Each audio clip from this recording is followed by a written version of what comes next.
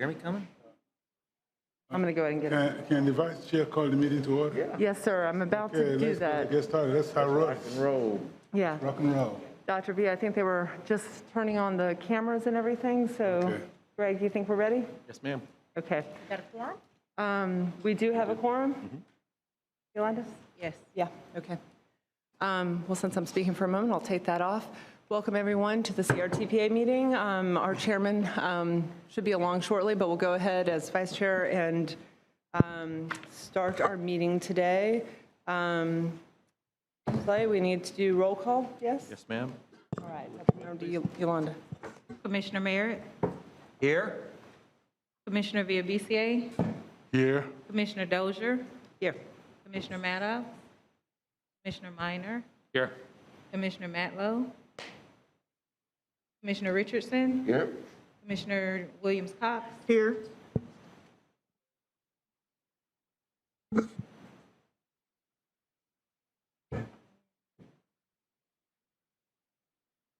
Councilman DeCorcus, Commissioner Barfield. Right here. Thank you, Jack. I didn't do it. Yeah, we do have a quorum, yes, ma'am. Okay, thank you. Any public comment on items that are not on the agenda? Yes, ma'am, we have two speakers signed up. More The than- first more than- is more than- Johnette Sawyer. More than a second. Ms. Sawyer, if you would just give your name and address for the record. Maybe about 3 or 4. And we have 3 minutes, is that correct, Yes, ma'am. Greg? And our attorney? Thank you, Lauren. Yes, ma'am, go ahead. Hi, I'm Johnette Sawyer, 2012 Winthrop Way, and my item is not on the agenda, but I'm here to speak about the Thomasville Road multi-use path. In a few weeks, the CRTPA will be making important preferred option recommendations for the various segments of the Thomasville Road multi-use path. The McCord Park Preservation Group will be sending the CRTPA staff and board summaries of our reasons for opposing the path through McCord and the results of our efforts to preserve it, as well as copies of our petition. The petition is the impetus for what I want to talk about today. There are over 325 and counting signers. It is not an online petition. For better or worse, we gathered signatures by sitting in the park and talking with people using the park. As you are all well aware, it is a time-consuming process. There is the Thomasville Road path as a whole, the different segments, and then options for each segment. What did we learn? The petition numbers are important, but what's behind the numbers is even more important, and that is, what does McCord Park mean to the people who use it? Some of the comments we have heard. I come here to relax and enjoy nature. I live on the other side of town, but have come here for 20 years for the tranquility and because it is safe. This park is a gem. I come here from Killarn, Indian Head Acres, Rose Hill, yes, Rose Hill, et cetera, because we don't have sidewalks and there is too much traffic. I am part of an Ollie group that meets here regularly to walk. It is an urban oasis. I have identified 110 of our 130 native bird species in the park. My child took some of her first steps here. What I personally have observed, people sitting on the path benches to read the paper and enjoy their morning coffee, young mothers strolling their children and walking dogs, grandparents taking their grandchildren for a walk and getting a new book at the library, parents teaching their kids to ride bikes, families biking together, neighborhood children riding their bikes, older residents walking the park path twice a day for exercise and, more importantly, socialization, groups gathering at the dog play area, joggers, walkers, dog walkers, people gathered on the path under the crepe myrtle canopy to socialize with friends and neighbors. The majority of McCord Park activity takes place on the path. It's about an 18, 19-acre park, but the majority of activity takes place on this less than a quarter-mile path. And I think we have to ask ourselves, do we want to give this up? Do we really want to alter the essence of this passive nature park by turning the most heavily used, less than a quarter-mile path into a two-way multimodal commuter path? We hope the answer is no. Thank you. Thank you, ma'am, very much. As you noticed, not on our agenda for today. I think we're going to get an update at the very end of the meeting from Mr. Slay, but I'm sure, Ms. Sawyer, is what you and others have already heard. So in case you're not going to be with us the entire time. And Madam Chair, we have one more. Yes, Mr. Slay. Paul Brock. Brock, if you would, and please give your name and address for the record, please. Hi there. Paul Brock with Tallahassee Nurseries. My address is 2666 Noble Drive. At the last meeting I attended, I spoke to Mr. Minor and a bunch of other people I'm speaking on the same, Ms. Sawyer. I spoke to Mr. Minor and several other people there and I said I didn't want to be the fuddy-duddy to put an end or to try to stop this path. I think the new path, it's part of Tallahassee's future. The increased use of it, bikes, e-scooters, any newer vehicles that we don't even know about yet could possibly reduce emissions. So all in all, I think it perhaps is something that should happen. Having said that, I do have some real concerns, and I would really like the committees and chairpersons and whatever to listen to that. First and foremost is safety, which we've talked about a lot. I don't know if the full safety study has been done. I'd be really very interested in seeing what that is about. I researched some numbers of vehicles coming in and out of Tallahassee Nurseries. Through our POS system, I was able to see how many individual unique sales we had in any given day. And on busier months, multiply those sales by 2 since they're coming and going. Looking at the number of employees that we have coming and going, sometimes 4 times. Our deliveries, semis. Busier months, anywhere from 750 to nearly 2,000 vehicles pass that entrance. Slower months, 400 to 1,000 plus. There are other intersections that this path will cross. They're much less populated and obviously have far fewer car crossings. Knowing this, I really would like to see you strongly consider getting with DOT and having a traffic light put in. There is one way to make this safer, and that is to slow down and stop people on Thomasville Road. We are right at the crest of Thomasville Road, and it's very difficult seeing. Either way, yes, would that affect my business? Of course it would. Yeah, I'm not going to lie about that. But it is also one of the things that would really make this a safer situation. So I hope that that can be strongly considered.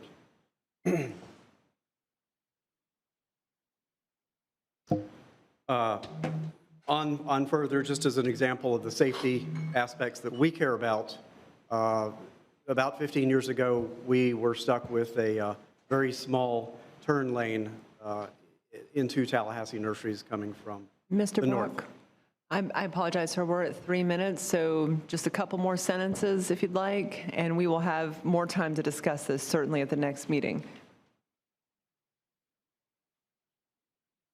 Okay, thank you, sir. All right, any other speakers? No, ma'am. Okay. Do we have any consent items pulled from the agenda? No, ma'am. Okay, Move consent. Second. all right. Have a motion from Commissioner Merritt. I believe Dr. V got in there first for our second. That's fine.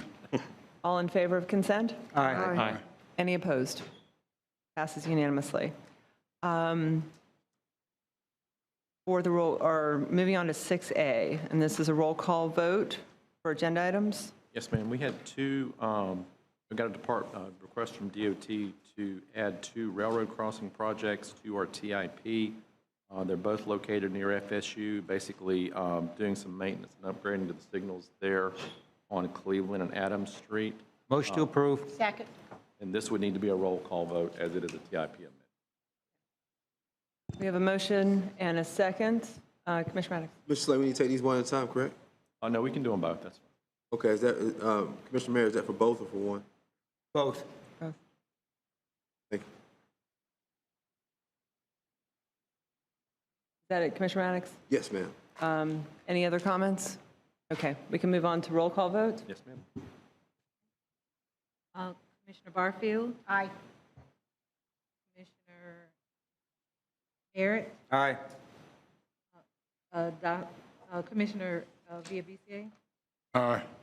Commissioner Dozier, Aye. Commissioner Maddox, Aye. Commissioner Minor, Aye. Commissioner Matlow, Commissioner Richardson, Aye. Commissioner Williams Cox, Aye. Councilmember Corcus Allen. Who was that last Unanimously- council member? Unanimously Corcus. passed. Vanna. You got it. All right. Good? Commissioner Barfield, did I call you? Yes, first. Thank you. All right. So we're good with 6A. Moving on to CRTPA action items. First item, 7A, the draft tentative work plan. This is not an action item, is it? No, It is- it's not. Okay, thank This is discussion. I mean, as you recall, we list all these under the action section now. It's all under the action section. Yes. And Bryant Polk, our DOT liaison, is going to give you all a presentation of the tentative work program. I guess public hearing was about 2 weeks ago. By three weeks ago. ago. Time flies. More. Thank you, Madam Chair. Greg. The department's here to present the tentative work program. It covers fiscal year 23 through 27. But before we kick that off, I did want to recognize our Director of Production, Mr. Tim Smith, is in the audience, along with several of our District 3 Chipley staff. With that, we'll get started with the summary. I know Commissioner Merritt would like us to go over it project by project, but we'll summarize the new projects and then open it up for questions. What you see here are the new resurfacing projects added to Leon County this cycle. We had 9 new projects we were able to add. 4 of these do have additional improvements for lighting along the corridor. I'll identify those real quickly. Crawfordville Road from Wakulla Springs to Arden Road, we were able to include corridor lighting in that project. The other 3, Pensacola Street, Thomasville Road, and Monroe Street, we were able to add lighting at several of the signalized intersections. That has been a focus of our safety office. We see that from our research, we get the biggest bang for our buck when we put those lights up at those intersections along the corridor. We were able to add a little bit of capacity funding in the Leon County area. The first one you'll see is the multi-lane of Capitol Circle from Crawfordville Road to Spring Hill Road, where we're able to fully fund that right-of-way acquisition phase for that segment. So that sets this project up in a prime position to get funded for construction with any stimulus money, new federal money, anything that becomes available to us. The next project is a PD&E study on Bluntstown Highway, Pensacola Street. We were able to add this in next year, fiscal year 23, so we didn't have to stick it in the outer years of the work program, so you'll see us getting started on that effort very quickly. The Crawfordville Road segment from L.L. Wallace to south of Wakulla Springs. We were able to fully fund that right-of-way segment also, again, setting it up in good condition to move forward on a construction phase if funds were to become available. The final project is coordinated through your Blueprint 2000 agency. They were successful in obtaining a state infrastructure bank loan for their Northeast Gateway project to the tune of $25 million. Your ongoing ITS maintenance and support, we were able to fund those at the requested $500,000 in fiscal year 26 and 27. The first intersection project is not a new project, but we did want to bring it to your attention because the I-10 interchange at Capitol Circle on Thomasville Road, we were able to advance that project from fiscal year 26 to fiscal year 23, which is next fiscal year. And the final intersection improvement is along Pensacola Street. We're improving 7 intersections along this corridor. This is both pedestrian and signalization improvements along that corridor. We did have one off-system bridge replacement project on Spring Hill Road. And then we had a safe routes to school sidewalk project on Canyon Creek. They're close to the Woodville Elementary School. That Spring Hill Road Bridge, the one that's close to the bike crossing? Several. It's got a pretty bad dip in it, I Yeah. think. so. Yeah, that's the only bridge I know on Spring Hill Road. That's what I'm thinking. We'll verify that for you. Good for what color? We'll move on to Gadsden County. We added 3 new resurfacing projects in Gadsden County. The first 2 are DOT projects on Pat Thomas Parkway and Jefferson Street or US 90. The third project is a small county outreach program project on Fairbanks Road. This will be managed by Gadsden County. There is an intersection improvement plan. This is at US 90 at Dover Road. They're in the city of Midway. We will be looking to realign this roadway and add additional turn lanes at both approaches. Jefferson County, we have 2 resurfacing projects. Both of these are funded through the Small County Outreach Program. Waukena Highway and South Water Street, both of these will be managed by the county. Thank you. Finally, we've got Wakulla County. The first project on Crawfordville Highway, this goes from Shadeville Road to south of East Ivan, basically where the 4-lane begins. This is a resurfacing project. The next 2 are funded through our Small County Outreach Program, Wakulla Springs Road and Park Avenue. Again, both of these will be managed by the county. And this covers all the new projects that were added to the work program, any advanced projects. And with that, I'll be glad to open it up to questions. I know CRTPA staff placed our new version of our citizens plans in your agenda package. So you've been able to review all of the projects. So we'll do our best to answer any questions on those. Great. Thank you, sir. Questions, Commissioner Dozier, followed by Betsy Barfield. All right, thank you, Mr. Chair. And very glad to hand it back to our chairman for today. Thank you, Bryant, very much. And I think you might have seen a little happy dance with the right-of-way for Capitol Circle down here at this end. I'm sure the others as well. We've been waiting on that one for a long time. And I think my question probably relates to everything on the list, but you teed it up with that particular one. We've seen the infrastructure bill finally moving forward, the federal government starting to talk about it here as a state. It would be my understanding that it is more than likely FDOT will have some portion of those funds, and I think if I'm reading between the lines here, anything, just like in our typical work program, if we've got it positioned for funding, it is more likely to qualify for funding in the future, so that we're not just talking about state funds in this respect, we're also talking about the infrastructure bill. Is that correct? That is Possibly? correct. Yeah. That is correct. Obviously, that's not something we were able to incorporate into this work program cycle, but definitely the upcoming work program cycle, we will be able to have a anticipated revenue increase, and that we would likely be able to, like I stated, these projects that are primed and ready to go, and not just for construction. If we've got a right-of-way need, that's been holding a project back, this is an opportunity to move several projects forward. That's great.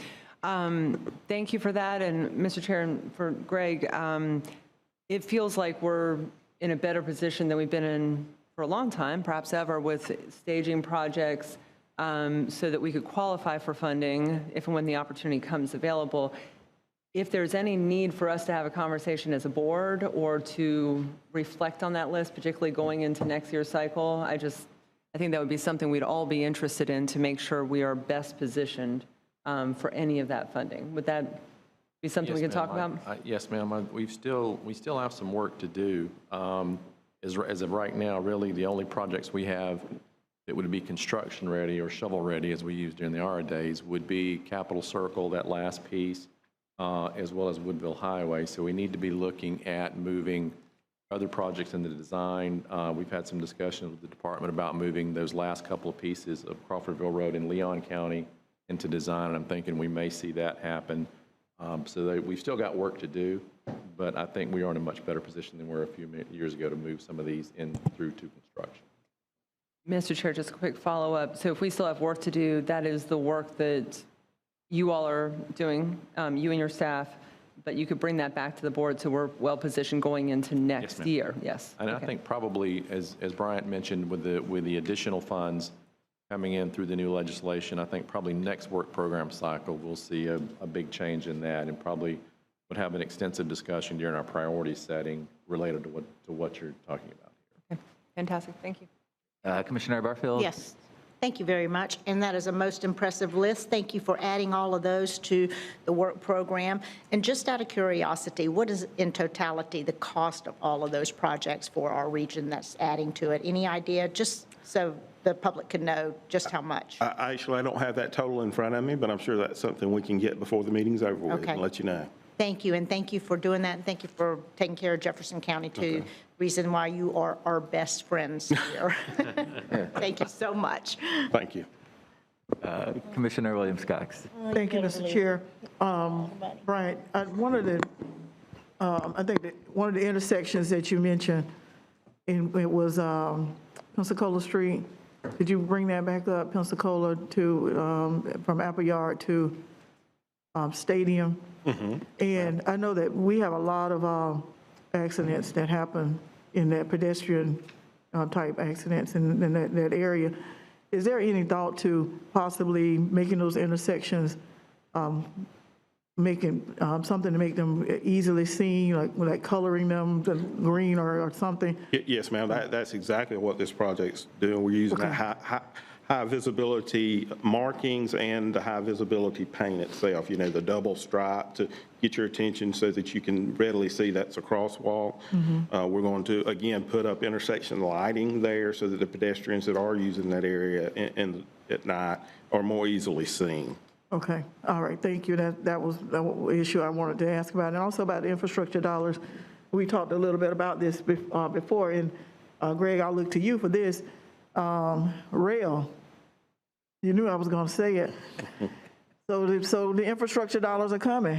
So I want to make sure that we don't forget rail when we're distributing the funds to fix bridges and highways and those kinds of things. And also, you know, you and I had a conversation with Jack yesterday, and we talked about right-of-way, about some of the projects have right-of-way issues. And I just heard DOT say that some of those funds can be used to fix some of those right-of-way issues so that maybe we can get some of these projects advanced.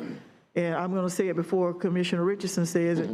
If we have right-of-way issues on Orange Avenue, we want to go to the top of the list to deal with that. So just want to make sure I put that in. And I teed it up for you, Commissioner Richardson, so you can go ahead on and slam dunk it. Thank you, Commissioner. Director Slay, followed Yes, by ma'am. Commissioner BBC. Of course, as you know, our next item is a rail discussion, but one of the things I'll just caution everybody, as of yet, you know, the bill was just signed, I think, this past weekend, so we still don't exactly know how much is coming, what's eligible for it, but I will definitely. We're looking at what other states are getting, and we know that we're one of the larger ones, so we know we're going to get a boatload of money. Yeah, that's what we hope. That's been kind of the question everybody's been asking all week, is who gets what. I think we'll hopefully know that over the next few weeks. But yeah, there's money for everything. We just don't know how much. Commissioner BBC? Thank you, Mr. Chair. If you can go back to Gaston, again, thank you for at least thinking about Gaston County with regards to the additions. This is not in the packet we have right now, is it? Or you just added these? Because I'm going to... They are. These reflect what's in the individual reports that were provided that look like this. Yeah, that's what I'm looking at now. I can't find it. And in the individual report. The tentative work program. Well, many times we utilize the state road number and that. I tried to make this a little easier to read by using our local road references. Okay. That might be contributing to some of the confusion.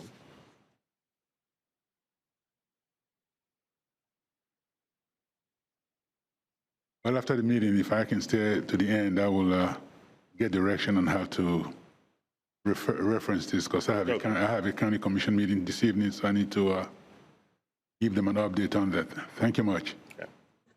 All right. Well, thank you very much, Brian. We definitely appreciate the hard work. I see members of FDOT staff with us today as well. Wanted to take a moment to recognize you. We appreciate everything you all do as well. If there's no further comments on this item, we'll go on to B, the rail discussion. Well, we were going to go ahead and handle the DOT update, since we still got the majority of our staff here, and that way you have any questions that may be addressed by them, go ahead and take advantage of having them available. Sounds So, good. Take it away. so with that, I'll just open it up for questions. Any questions for the department based on the work program or any other issues you may have in your respective area? Brian, in the Crawford section in 319 in Leon County, I thought that already had right-of-way. You mentioned earlier More than a project. that It did, sir. This was just a very residual amount left over. I want to say about $500,000 that we had to finalize in order to have the full right-of-way needed based on the plans. because I know at one time I thought it was up for construction because it had right-of-way. And it is. That would not be something that would have held it back from moving forward to construction. It's just we are really hoping to be able to move forward with this project and go ahead and knock that right-of-way out. Any other questions for FDOT while we have them here? It's my usual rant about Crawfordville Highway being dirty. Yes, sir. Noted for the record. Paper everywhere. All right. Thank you, sir. Thank you. So we'll move on to B, the rail discussion. And speaking of rail, Commissioner Williams-Cox, a few months ago, you had requested some information on rail activities right now. And so I've asked Ricky Fitzgerald from DOT Central Office, who's the Director of Freight and Logistics. I can never remember Ricky's title, but he's the man to give you all the answers. So Ricky, with that, I'll turn it over to you.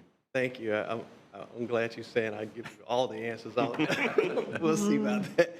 But I really thank you for bringing up the rail conversation. And I think we do have to keep that in the conversation. For so long, we have been the road department, and we do kind of have that focus, so we do have to remember that we are a multimodal agency. And so that's where I come in. I also do freight, so it's freight and rail. And what does that mean? I'm the state lead for that. And what does that mean? I work with our stakeholders and our partners, which is our districts, like District 3 is here, and also our private stakeholders like the CSX, the FGAs, Norfolk Southern. And what we try to do is develop solutions for freight mobility, increased rail capacity, enhanced safety across the state when it comes to freight and rail. So what I want to do for you today, just a discussion, and I want to kind of focus it on where we are in the Gulf Coast and, of course, the Panhandle. And thanks, Greg. Greg and I have been having conversation for a while on this, so I appreciate you inviting me here. So I like to spread this message because it helps my office a lot. It helps the department a lot to get this information out so you can understand what's happening when it pertains to rail. So what I want to do is frame the conditions and situations as it relates to the Gulf Coast Rail. This is both passenger and freight. Understand that when you see a track that it may have both services that cover them, which is both passenger and freight. Two different operations, but they are both vital to that track. Also, with this frame, it will include the routes, talk about the route when it comes to the Gulf Coast and the Panhandle, infrastructure and operation characteristics, and then factors that are going to impact the cost for those services that are over that track. And all this talk will mean at the end, what does it mean for adding passenger rail to the Gulf Coast area? So let's start off with the routes. And what I want to highlight here, sorry, I think I went too There you go. With the background, let's start with the background. And what I want to highlight here, you probably already, some stuff that you already know about, Katrina back in 2005 just caused the service to end at that time, and this was the passenger rail service I'm talking about with Amtrak. And so around mid-2015, you had the Southern Rail Commission, and for those who don't know who the Southern Rail Commission is, it's an organization of representatives from Louisiana, Mississippi, and Alabama that promotes passenger rail in their states. Florida's not a part of that. So they were asking Amtrak, could they evaluate potential restoration options?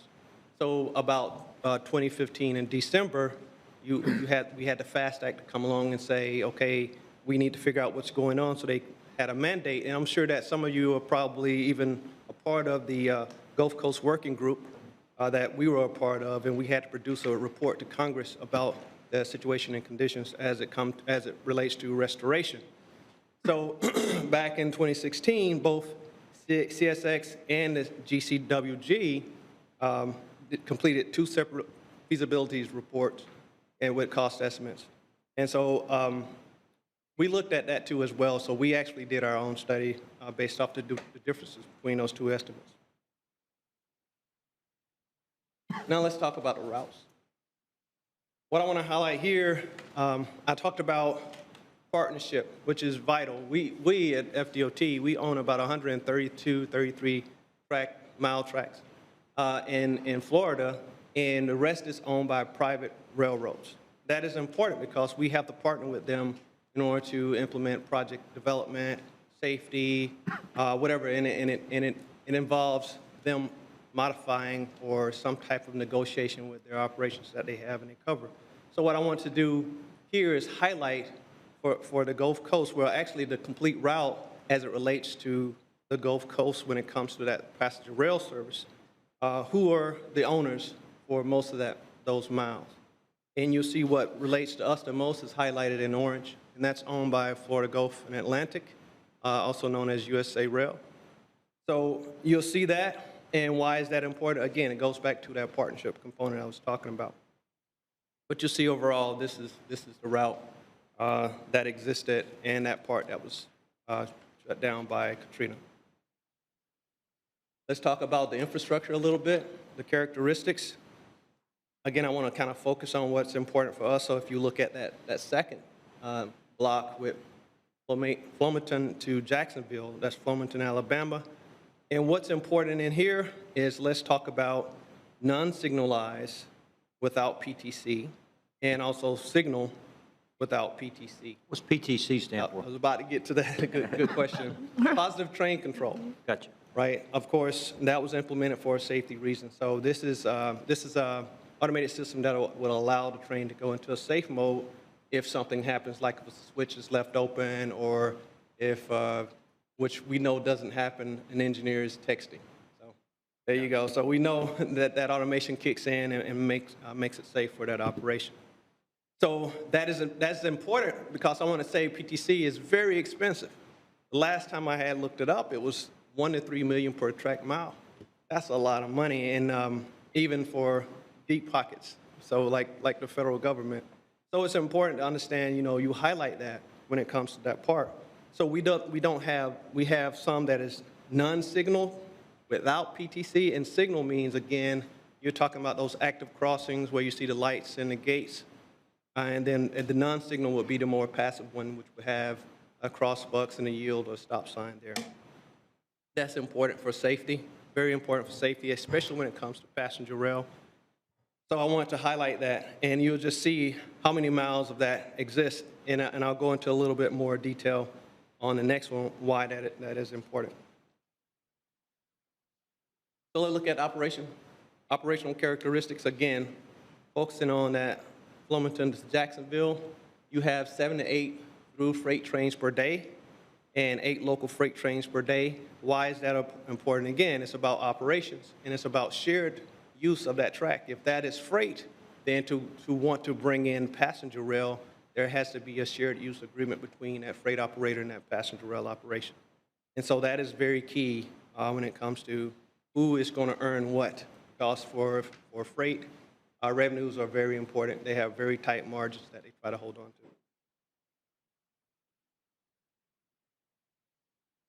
The next one is movable bridges, and they are a major constraint. Not just because of the active infrastructure that exists and the potential maintenance that go along with it and potential operation that go along with it, but there's another shared use. There's a marine side that goes to it, and the marine traffic has priority if a train is approaching, and also if a seaborne vessel is approaching or oceanborne vessel is approaching, they get priority. And so that's important for the operation for that freight because they have maybe scheduled deliveries, and that could create delay for them, which is, again, an additional cost that they try to avoid. Passenger rail would see the same thing. That will impact on-time performances, which by federal standards, they have to meet a certain percentage in order to continue to receive federal subsidies on certain parts. So that's critical too as well. Let's talk a little about other factors that are impacting the cost. I just talked about on-time performance is very vital and is a principal part about passenger rail operations. You absolutely have to have that on-time performance percentage high enough so that you know that we have passengers that are attracted to use the services, and those ticket boxes are being filled. Average speed for freight, and for a passenger, if they have to reduce their speed due to maybe a safety issue because the track needs to be upgraded, that is going to impact their services and could impact their bottom line with their revenues. And of course, delays, what I just spoke about. Again, these are three factors that are very vital for both passenger and rail. So what does all this mean? I talked about both passenger and freight rail. We have existing freight rail that crosses the Gulf Coast with FG&A and some CSX, but we do not have, like what happened in 2005, we do not have passenger rail services here. To add it back, it's going to cost a great deal. And you can see that it was up to, with those costs estimate, up to $2.25 billion. And that's just for that portion that I just mentioned. Mr. Fitzgerald? Yes. Is this the one-time upgrade cost? Because you say sustain in here too. What's the maintenance? So they say sustain, but there's not a lot of maintenance that go along with it. Operation and maintenance really not included. I think what they mean by sustain, I have to look at my notes. I think what they mean by sustain is that what is the life cycle cost for the infrastructure that they in place, like signals, which go from 5 to 10 years. So that's the cost that I remember seeing, but I don't think operation and maintenance was included in those costs. So largely, we should look at that 2.2 billion number as a capital one-time upgrade cost, a capital essentially. input. Yes. Okay, thank you. Thank you, Mr. Chairman. Yep. Required to have high passenger on-time performance while maintaining freight level of services. You remember I told you that. Quite frankly, if I'm a freight provider, I need to get my delivery on time per my client's desires and demands. And we see now what's going on with the supply chain, right? So that is a absolute factor that needs to be evaluated if you're talking about adding a service layered on top of that freight service on that one track. And actually, if we're going to increase capacity by adding lanes and sidings, adding track and sidings, that's, again, goes back to additional costs.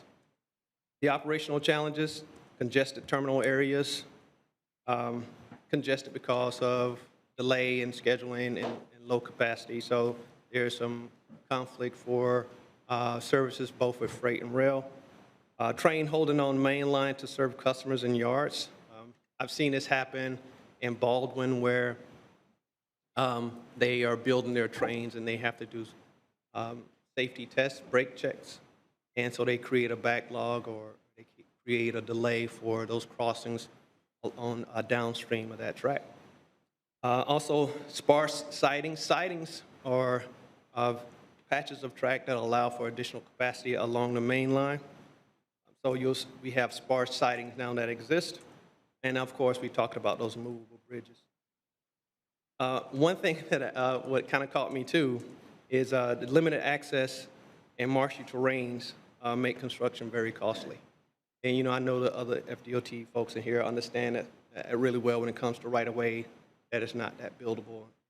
The upgrades and improvements you have to do to that. That's going to create an additional cost as well. So I wanted to stop on this part of my discussion and see if anyone had any additional questions before I moved on to the next part. Any questions? Commissioner Minor, followed by Commissioner Williams-Cox. Thank you very much, Mr. Chairman. Mr. Fitzgerald, I think many of us here around this table have been big advocates for bringing passenger rail back to the Gulf Coast and have it come through Tallahassee. Yeah. We've also heard many of the challenges that would need to be overcome. Before Hurricane Katrina, this route was one of the least profitable for all of Amtrak. Yep. And there are current concerns about if we were to restore it, the density may not be, would be of concern, correct? Yes. So however, in this community, I think there's a large number of people that really want to see this passenger rail come back to us. Right. And there are benefits to doing so. Yeah. What would be, what would you comment on that in terms of those drawbacks, those challenges we need to overcome in terms of ridership and making this route profitable? Are there projections on if this was restored, what that ridership would be, and if that would be something that would be persuasive to Amtrak? So we kind of took a stab at it very lightly. We got FSU to take a look at it, and I think we had some conversation. Greg, I don't know if you remember you in that, and kind of got to test it and kind of feel for it. It's going to really take a community, not a community, but communities across the route to really step up and improve that they can generate that ridership. And this is what I see, right? But there's no study that has been done extensively to say, yes, if you do external ridership, then we'll come back. Our conversation that I've had with Amtrak is that it's just suspended right now. And what does suspended mean? I don't know. So it'll be on their leadership. And of course, yeah, they're getting additional money from the IIJA. We get that. But that still doesn't mean that it's going to be something that's going to be focused there. So what I don't want to do is get everyone excited and thinking that there's a possibility. But I know for sure ridership is the key. Thank you. And I had one more question, Mr. Chairman, if you don't mind. You talked about the shared use agreements between the private track owners and Amtrak for the passenger rail. How can you get a little more detail on what that would be? I mean, that's really like a lease of the use of the tracks with, is it a financial transaction that we would need to provide to the private owners in negotiating what that price would be? Is it something that straightforward, or is it more complicated than that? It's a little more. It's an agreement between the host railroad, whoever owns the infrastructure, and whoever wants to put service over it. And it could change. It varies. It depends on whoever's in the room negotiating, who the players are. With conditions to minimize the disruption to the freight traffic. Absolutely. They are not everything. trying to give up their business model. They have stakeholders they have to answer to. Understood. Okay. And with the supply chain issues that we've had recently, I think everyone understands that very clearly. So. Yep. Okay. So without getting the public really excited about something, with raising expectations unfairly. I mean, one thing that this public could do is that we could do as a community is work with the other communities along the proposed route line and try to make sure that we can clearly articulate that interest and commitment to using the route should be restored. That would be the next step for us on our end, right? Absolutely. And I also want to say that it's very favorable in the eyes of the feds, of the federal government, when it comes to local involvement, local government involvement in your commitment, your shares that you put into whatever the cost may be is important. I also want to extend out to keeping your eyes on those discretionary grant opportunities, like the Christie's, the raise and the infra. And they're going to be plussed up because of the IIJA. So those are additional opportunities. So just wanted to put that out there and keep that in mind. Thank you. And as a final comment, Mr. Chairman, one thing that we can all do, I mean, the county commissioners can reach out through our partners at the Florida Association of Counties along the Panhandle. I know the Florida League of Cities has that similar network for the city commissioners and the mayor. So we could use that mechanism on our side to help drum up support throughout the route. So Mr. Chairman, thank you very much. Appreciate it. Thank you, Mr. Fitzgerald. Yes, absolutely. Commissioner Williams-Cox? Thank you, Mr. Chair. Mr. Fitzgerald, sitting here listening to this, I know you have to be tempered. You try not to set expectations, but do you believe this can be done? I'm not paid to have an opinion. I didn't ask if FDOT believes it can be done. Do you believe it can be done? Because it's off the record, I can answer that for you, but I'm just... Okay, well, get me out the file. Okay, there you go. Let's do that. Because during your presentation, I'm seeing all the reasons why it can't be done. I know you're trying to show us realistically. Yep. But as you said, a study has not even been done yet. Not an extensive one. Not an The extensive. cost one has been done, but not the operation revenue side has not been done by us at least, and I don't remember seeing it from anyone. I think some very tentative approach like we did have been done, but nothing extensive. So as we move to try to move people Yep. and get them out of cars, Yes. I think that rail is going to be very, very important. And to that end, I think that we need to do everything we can to say, yes, we can do this. Yeah. But this is what it's going to require. I can appreciate the presentation. I can appreciate the message. But for the public who's listening out there, they're like, oh, we're not going to be able to do this. And I think we got to message this so that when we do go to the surrounding communities or what have you, they will not have already decided, oh, this can't be done because, your report said blah, blah, blah, blah. Right. We need to kick it up, in my opinion, and we need to get whatever studies need to be done, surveys of people along the way, communities along the way, so that we can beef up what we can do, because we are having money coming down that may be a once-in-a-lifetime kind of deal. And if we miss it because we didn't understand what we had or what we could do with it, then that opportunity would be gone. So as we're here in the city of Tallahassee, we have a renewable energy plan, and we're trying to, get off cars and get off gas and all that kind of thing. So we're still going to have a need to move people around. We got Star Metro at the table, we're using electric buses. We're trying to find ways to get people where they need to go. Yeah. There may be somebody in Marietta who needs to take the train here to come to work to Amazon. Right. But we've got to be able to have it in place. So I hope that we're going to step this up, and I say this to FDOT, not just you. I got you. We got to step it up and make sure this message is polished and positive for rail. So we're doing everything we can to try to make it happen. And if for some reason we're not able to make it happen, we try. That's right. But I think that we've got to make sure that the message is out there that we're trying to make this happen, and this is the route we're trying to make it happen, because it's happening in other places. Yep. So it's not like we're not on the moon. It can happen. But we've just got to make sure that it becomes a priority. I'm off my rant. Thank you. And I want to say, I need you to come to FDOT and talk about rail to get me a raise, if you don't mind.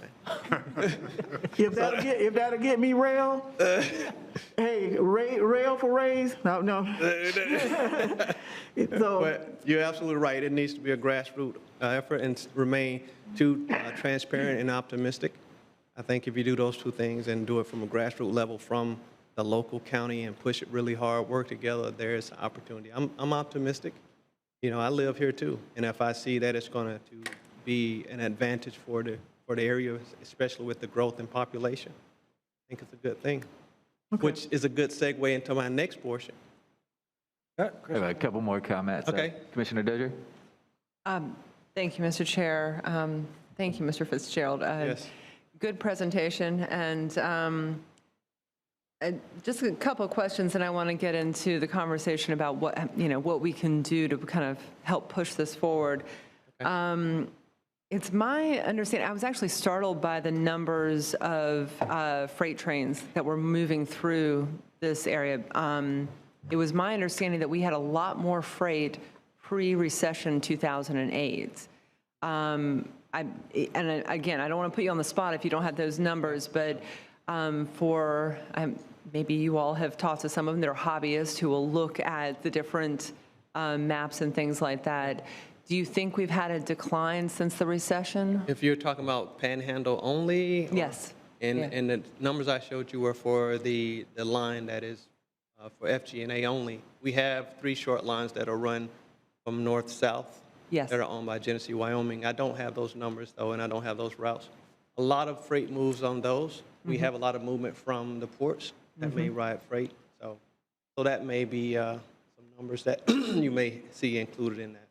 As far as a decline, I don't think G&W had a decline. I think the line with FG&A was refitted when it was sold from CSX to FG&A. So that was probably a little growth phase for them. So that it was just the timing, I believe. Okay, well, you teed up pretty well with the ports and the shorter rails, so I don't want to jump ahead into the next part of your presentation, but you do have one slide coming, I think, with the dynamic envelope projects, which I'm really curious what that means. Okay. We'll save that. You can save that for the next part. Absolutely. But that would be the map we could look at to see those rail lines that are north-south, that go down to the port. Or could we get a map that shows? I was going to yeah. say, Greg has my information, so Greg, I can get We'll dig into those you details. some nice maps. Okay. You would love them. I have Kalita who works, I'm calling her by name, she works in my office. She loves to do maps. She puts one on my desk every week. So, you know, one thing changes. So you'll get some nice maps, just let me know. We got to celebrate our GIS folks, because we got the same ones at city and Yes. county who absolutely love the maps, and we have worked with them. So yeah, Absolutely. there's some pretty cool stuff there. Okay. Absolutely. Well, so we'll get into more details later, but going to Commissioner Minor, I think you mentioned Florida Association of Counties, League of Cities, and Commissioner Williams-Cox, you know, kind of being all in on this.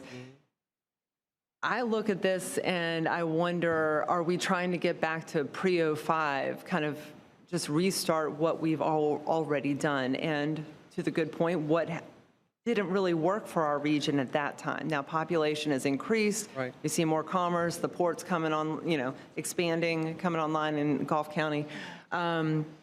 So it seems like if we're going to look at a coalition to assess some of the numbers, it might look very different. Some of those other, you know, looking at the port traffic, looking at other tourism opportunities to get people down to the coast, that may be something we never talked about in the past. And I know that Florida still isn't part of the Southern Rail Coalition, and that seems like a miss. We've talked about it here a good bit in our region. So I guess this is a two-part question. We've got 4 regional planning councils that stretch across North Florida. And they include all the counties, city members on those boards. They're also the designated economic development districts from the federal government. So just for our 9-county region, and Greg Slay and I were just talking about this yesterday, we just submitted a large grant application with our 9 counties. Commissioner Merritt serves with me and some others. That includes some freight logistics and transportation logistics items. I mean, this is part of what we're focused on. So all the planning councils are looking at that and looking at other funding sources like the EDA to support that. They also have an immense amount of data. So if Florida's not part of the Southern Coalition, it seems like we might be able to knit together those 4 regional planning councils to work collaboratively to do some of that back-end research and to tie it in with the new economic development numbers that we're seeing come on. So I'm on the right track with that. That's awesome that you just said all that. Okay, that's, Yes. appreciate that. She is awesome. That's the other hat that I wear in the office is freight. So I do push that a lot with freight and logistics. Got it. You know, it's a lot about partnership. Yeah. Private stakeholders have a huge part in the game, and they drive the demand. We have to be not just responsive or reactive. We need to be proactive, and that's what we do in our office. Try to come up with a strategic approach, and that what you submitted probably has come through my office. I think it has. I think Quentin reached out to me. Yes, sir. Yeah. Yep. So it did come through. Yeah, we have reviewed it and everything. So I'm glad to hear that you're saying that. I think One of my previous jobs was a district freight coordinator for this area, which means I go out and all these members you were talking about, economic development, planning council, I just hang out with them and ask them questions and let them know that we are serious about freight. And the most important part of it is that collaboration and trying to collectively get those resources together, and not just funding, but also time, other resources that they can contribute, technology, sophistication, whatever the case may be. So yes, that is a very good thing, I would say. If you have more ideas, reach out to my office and we can see what we can collaborate on. She has lots of ideas. Thank you. Thank you, Commissioner Merritt. I have the honor of currently serving as chair of our Regional Planning Council and the Florida Planning Council Association. So that's why those two, the planning councils come to mind. And I do think, I mean, I don't want to leave rail aside. I mean, passenger rail aside. Yes. I think collaborating, getting the numbers on freight will help us get into some projections and have that discussion about passenger rail as well. Yes. So, Mr. Chair, I'm not sure if this needs to be a motion, but I would say I'd really love to have a conversation with the Planning Council, and Denise Imbler there is our staff person for Florida Regional Planning Council, so we can connect with those other three, talk to Mr. Fitzgerald, and see if there's something we could do to collaborate among those groups and start to dig into the numbers. Greg, did I say anything that was? Nope. Okay. Do we need a motion to kind of? Be a bad idea. Okay. Well, I can wait for the rest of the discussion, or I'll just go ahead and make a motion to work with the Appalachian Regional Planning Council, Florida Regional Planning Council Association to see if we can get some collaborative work among the 4 planning councils in North Florida and look at the data for both freight and passenger rail and a strategy moving forward. Second. Okay. Thank you, sir, and I'll be in touch. We have a motion on the floor by Commissioner Dozier, seconded by Commissioner Merritt. Discussion on the motion, Commissioner Minor? Well, let me go ahead and make a comment. It's not about the motion, but I was in the queue for discussion. And I know we're having a discussion about this now because many of us actually can't talk about this outside a public meeting. But, it's important for us to take a look at the drawbacks. The on-time performance for passenger rail was low, which caused delays, which actually was probably the big reason why it wasn't very profitable when it was in operation. For the last 10 years or so, the main barrier toward getting us progress on rail and passenger rail in this area has been political will. Back at the state level, there was pushback on having any type of passenger rail come back through here. So when we talk about the Florida Association of Counties or the League of Cities or the regional planning councils, that really, one big component of this is to advocate and build a coalition, a bipartisan coalition, and advocate for this at the state level, because based on my understanding, that has been one of the biggest barriers. You have Louisiana, Mississippi, Alabama have joined the Southern Rail Commission, and particularly with Louisiana and Mississippi, they've made quite a bit of progress with upgrading their rail and bringing in towards passenger rail. Florida is the only state of the 4 that has not joined the Southern Rail Commission, mainly for political reasons. So when we talk about building that coalition and coming up with a strategy, a big part of that is really reaching out to other counties along the Panhandle, other regions of the Panhandle, and trying to get that political advocacy going. Because I'm afraid that without checking that box and jumping through that hoop, we won't be able to get very far. You need to have state buy-in in order for that track to be restored. So thank you, Mr. Chairman. And Mr. Fitzgerald, thank you very much for coming. Really appreciate it. Thank you. Thank you, Commissioner. All right, the motion on the floor was to collaborate with other regional planning councils and consider freight as well, moving forward with the rail discussion. All those in favor, signify by saying aye. Aye. All those opposed, carries unanimously. Mr. Chair, one quick comment. Commissioner Dozier? I just wanted to follow up Commissioner Minor's point. You're absolutely right about the advocacy. We don't have the data in front of us. And that's what we need that to advocate on the state level and in other ways. So I think it's both, and I just thought that would be a place to start. Thank you, sir. Thank you, Mr. Chair. Director Slay? Get you a quick technical question going back to PTC. Yes. Is it a requirement that passenger rail have PTC Absolutely. Okay, I Yep. remember the Yep. the derailment a few years ago with the Amtrak train. Yep. That was a big issue. So that was, I wanted to make sure everybody's aware of that. Yeah, That if, so it's passenger rail and also a freight rail if it carries a hazardous material, certain loads. Thank you. And Mr. Chair, a question. Thank you, Mr. Fitzgerald, for your presentation, a wonderful presentation. But I think when you were making the presentation, there was a question I wanted to ask, but I was kind of involved in finding out something else. Yes, sir.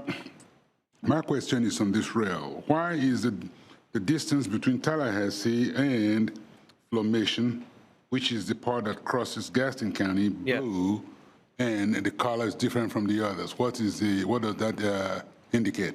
The owners. So you have from Flomaton to Pensacola is owned by CSX. Okay. From Pensacola to Baldwin is owned by FG&A. Oh, okay. Just wanted to. Yes. Thank you much. Yes. thank you, Commissioner. We can proceed with the presentation. All right, thank you. And I just want to say, Dr. VCA, you reminded me when I was back in class, I had you back in the 90s, and you asked me a question the same way, so I didn't know how to respond. Uh-oh. But anyway. What you mean? You just giving away my age. I'm giving away my age, too, so. So I actually, my undergrad is economics, so thank you.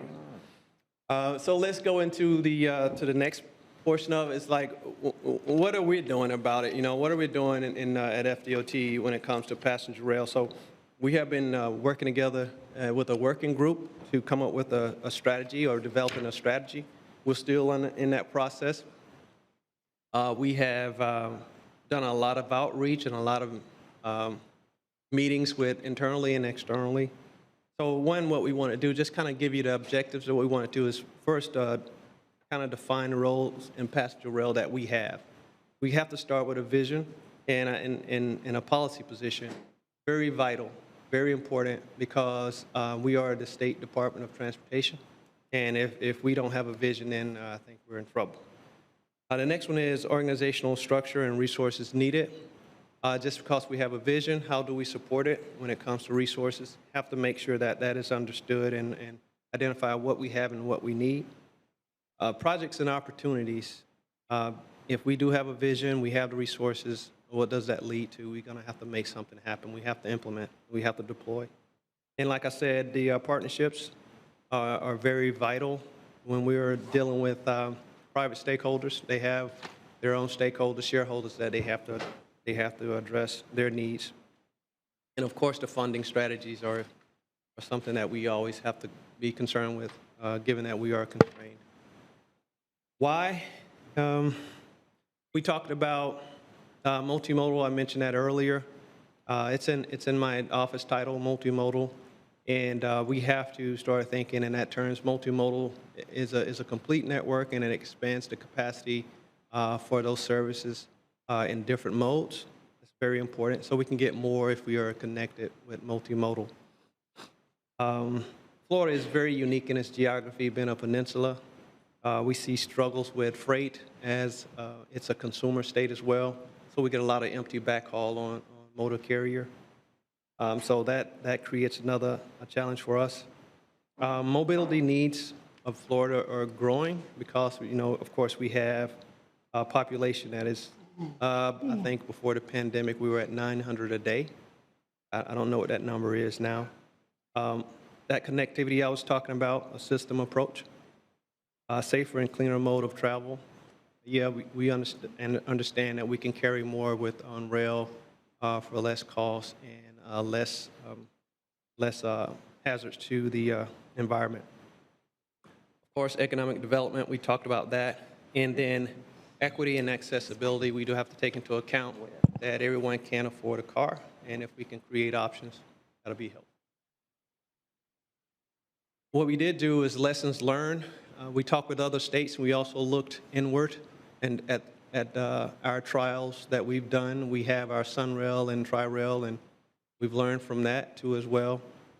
So we really have to take that into account, and we need to really clearly define the role that passenger rail should play in the state.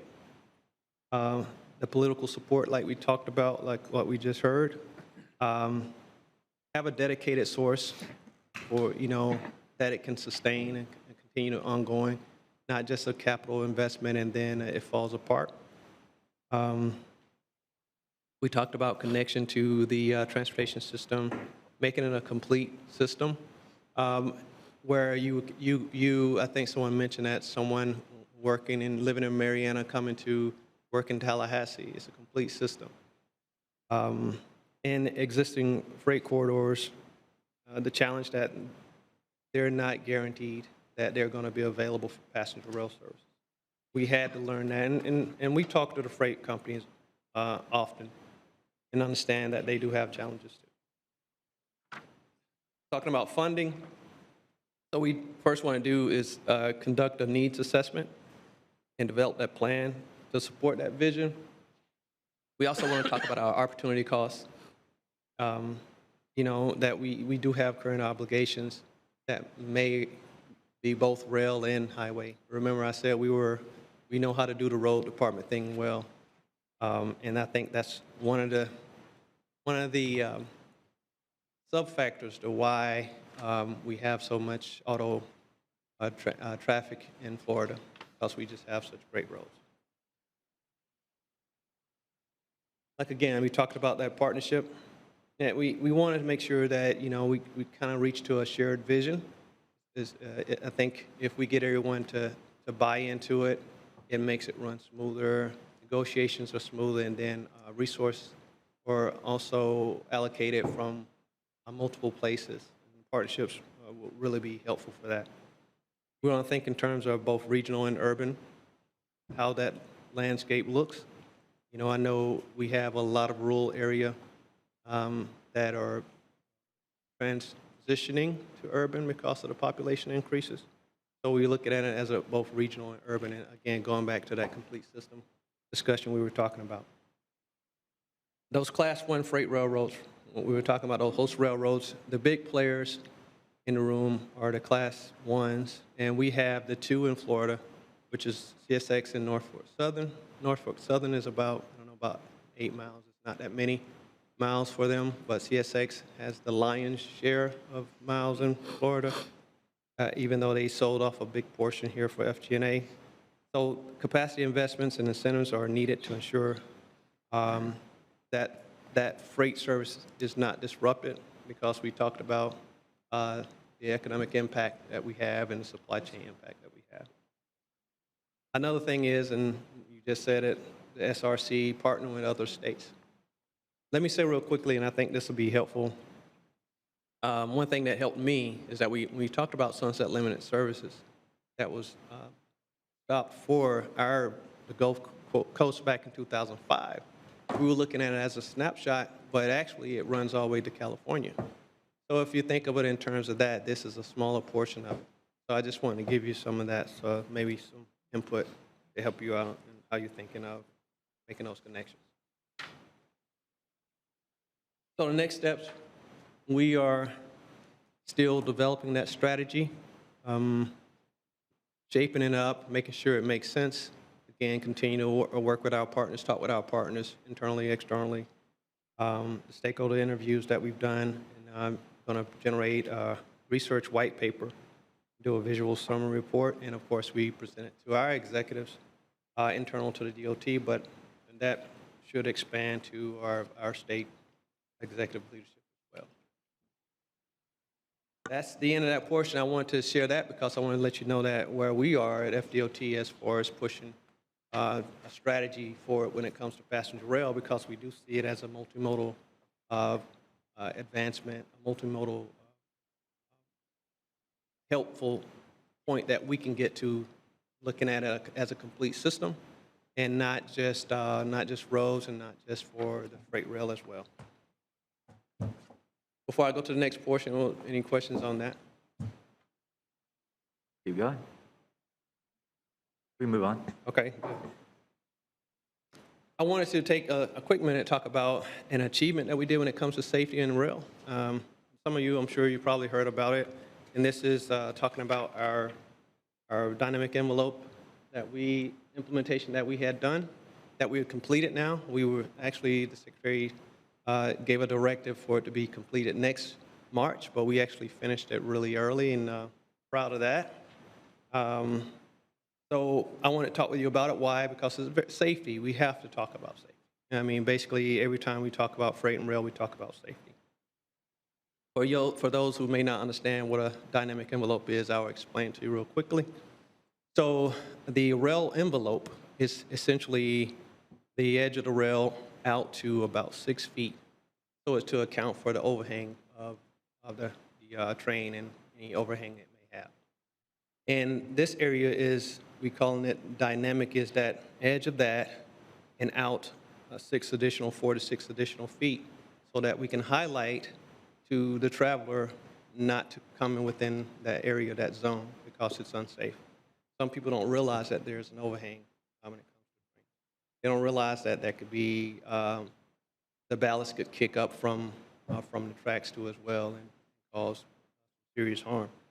So that was the point of trying to do that, is to highlight this. But let me tell you,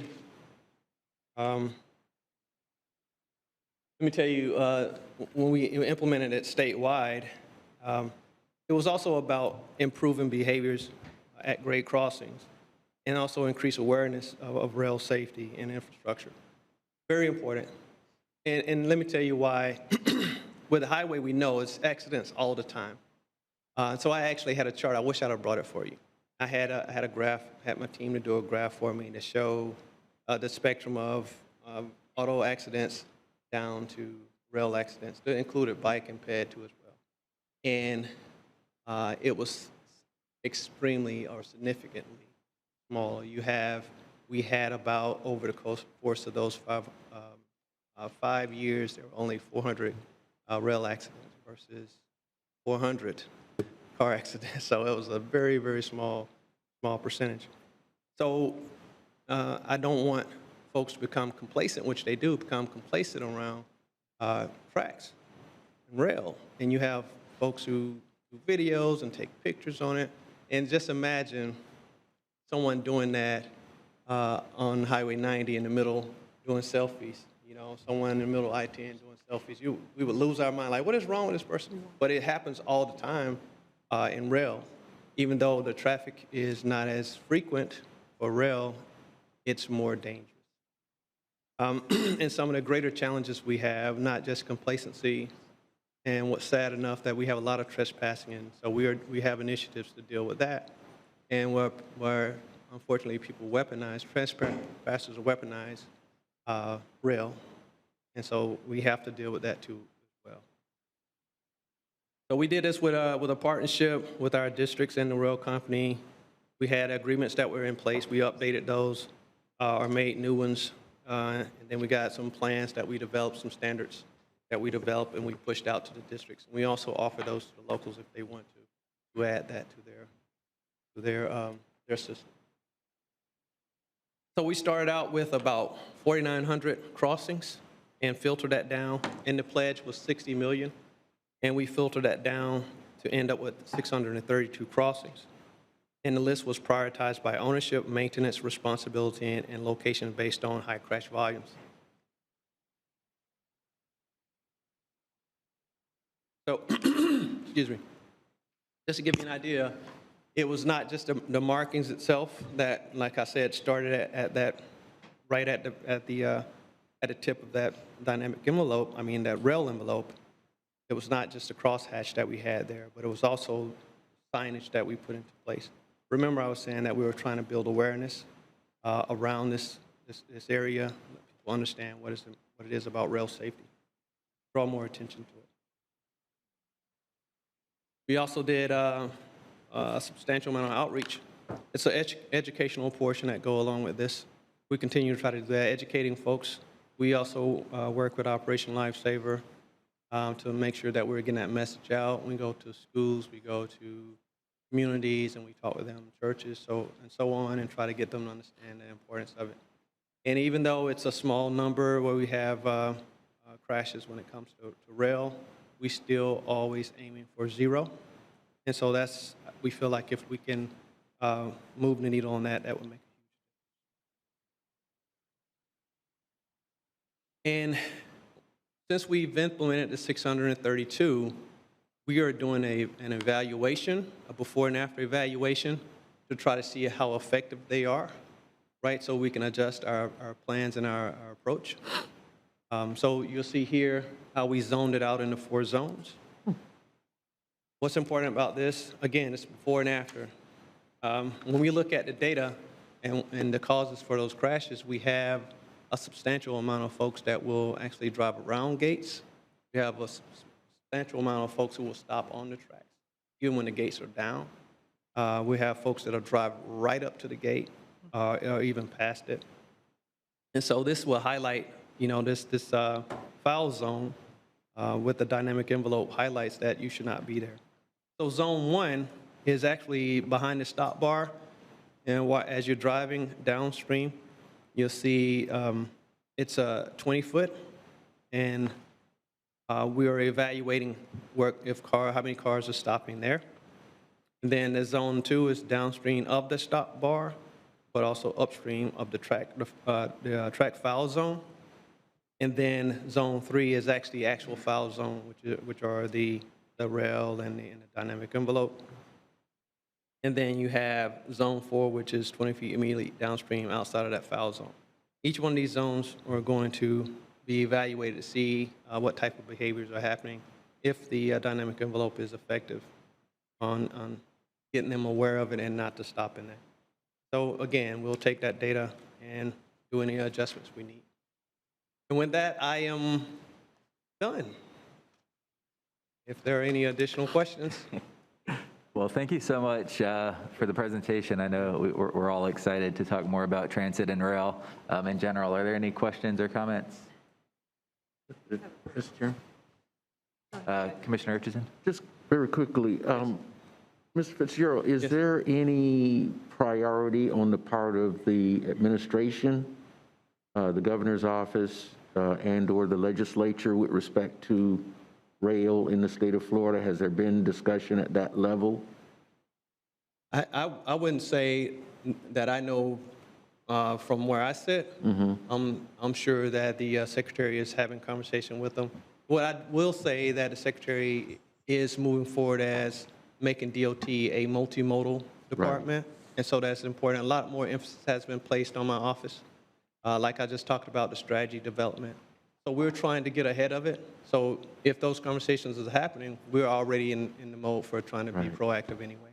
It's just amazing how, Florida in particular, but our country generally is so far behind other areas of the world with respect to, multimodal transportation, train transportation, and unless and until we make it a priority, we're going to always be behind the 8 ball. That's right.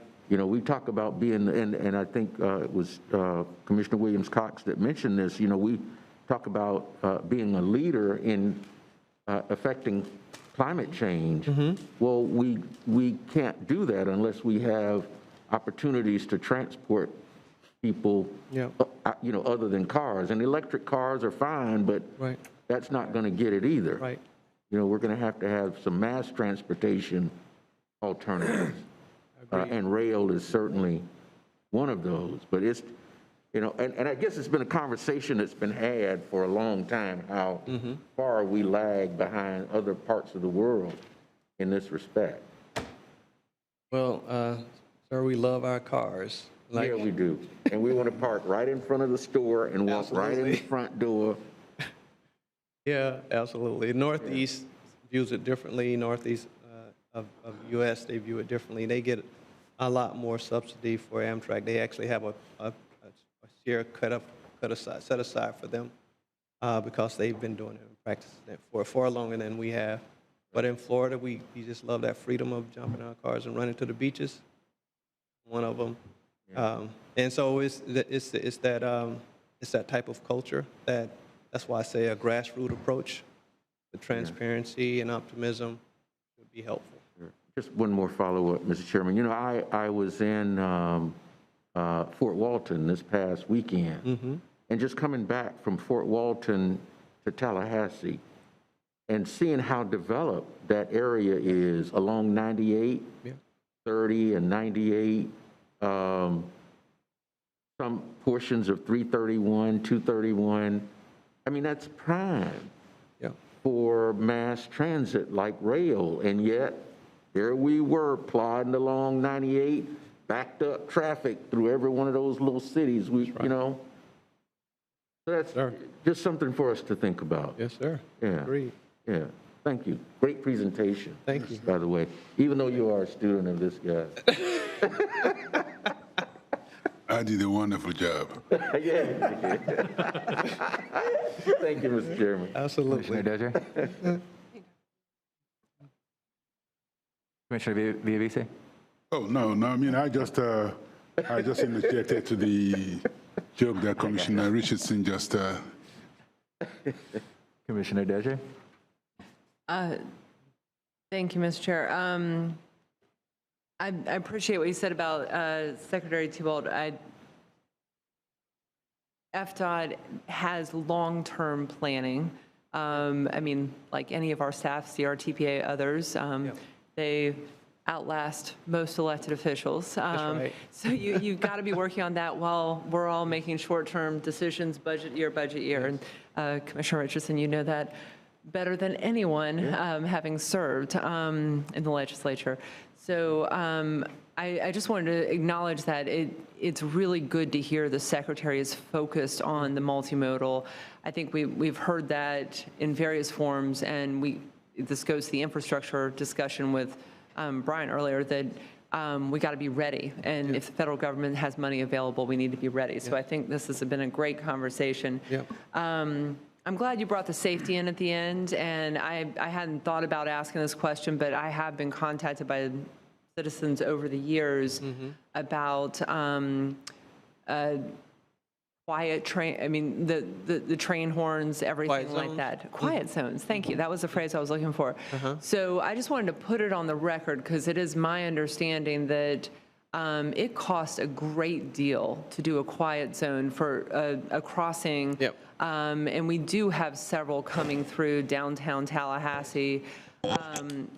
From my perspective, having heard the numbers in past years and hearing the presentation we've got right now, if we have funding, or, you know, the state has funding to look at this, we really need to get more service coming in that may create the possibility to do quiet zones in the future, but that's not going to be the top priority because the cost is so high.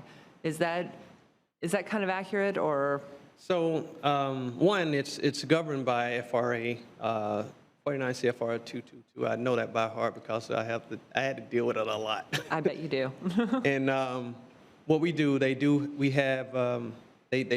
pass the application by us so we can review it.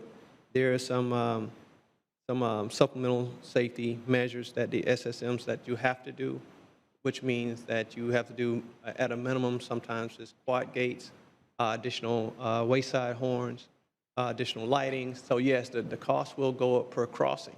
And it can't be one crossing. It has to extend from half a mile to a mile as a zone, not just a spot. So that's why that cost would increase. Thank you. And we're focused on passenger and freight, and I think that is appropriate, but you all may have had those questions come in. I've certainly had them many times over the years, so thanks for addressing that. Appreciate it, Mr. Chair, if I can, on point. Director Slay on point, and then Commissioner Williams. Just real quickly on that, and Ricky, this may have predated you, but we actually worked with FRA in the city about 3 or 4 years ago, shortly after I got here, and did an assessment with FRA on those quiet zones. And I think just the 3 or 4, maybe 5 crossings we were looking at, I want to say was around $1.5 million just to do those. And the big thing were the quad gates. They're, I think, what, $500,750 pop. So it was a $1 to $2 million effort just for those 3, 4, 5 crossings that we looked at through Cascades Park. You're right. You're right, Greg. I did the application. Yes, and We were offering money. We granted. We got a small stand of money. We were allowed $10 million from the legislature to use our GC and our general funds. And then so we did push Tallahassee and Leon County, and you all said we just couldn't do it at the time. So. There was a substantial local I recall Yeah. a substantial local chunk of money needed. We were doing 50%, and it was still a lot for you. Yeah. Commissioner Mr. Williams Chair- Cox? Oh, Yeah, she was on point. I was, if you don't mind, ma'am, I was just going to follow up on this. I wasn't sure what timing that happened, but it did come up, we've probably all been down in Cascades when a concert's going on, they have to stop, or Shakespeare in the Park or something when the train comes by, right? But also near Railroad Square and around Park Avenue area, those were all areas that we got calls about. So I thought we had done something, a study on that. Thank you, Greg. I just in case we had citizens ask about that in this larger context, I wanted to get that information back fresh in our minds. So thank you. Thank you, Commissioner Williams Cox. Growing up on the south side of the train tracks in Quincy, we we knew what time it was when we heard that horn. That's right. So that was the character of the community when that evening train came through, or when it came through in the morning.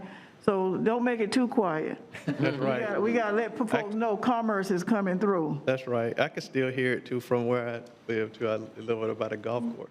Mm-hmm. And I can still hear it too. So, yeah, that goes back. It has some history. Okay, no further comments on that item. Thank you so much for joining us today. All right, thank you. Thank you. It was good. Thank you very much. Okay, commissioners, I know Commissioner Merritt and Barfield have to leave at 3. We were going to move up the weighted vote conversation, but we could move it up or we could table it to the next meeting. Let's move it up. Okay. I can hang out. I'll hang out. As long as we don't talk too much about it. Let's just vote. Can't promise you that. Do what color style? Modification, Second. that we move item H. E, H. H, to be the next item. Okay. We have a motion on the floor to move item 8, CRTPA Second. agreement up, seconded by Commissioner Villavisia. All those in favor? Aye. Aye. All those opposed? Carries unanimously. On to item H. Mr. Chairman, I'll be brief on the explanation. Early last year, we brought this item back up to you for consideration when I believe Commissioner Deloge was appointed to the CRTPA and kind of threw a bit of a wrench in what the plan was. You all reaffirmed the fact that you wanted to remove the weighted voting, and when we would actually leave in the bylaws at this point the ability for the City of Tallahassee and Leon County to change their number of members. We sent it out shortly after that, did not get responses. Around that same time as when COVID struck and everybody went virtual, so we made the decision just to wait until that was over so we could go back out in person, which we've done. Subsequent to that, actually, the town of Havana and the city of Chattahoochee approved the interlocal in August and October of last year. This past September, we made a concerted effort to get it back out and get it wrapped up, and actually had met with 6 of the 12 local governments and had it approved. It was on the Leon County Commission last week for approval last Tuesday. They tabled it in essence and requested that it come back here for discussion.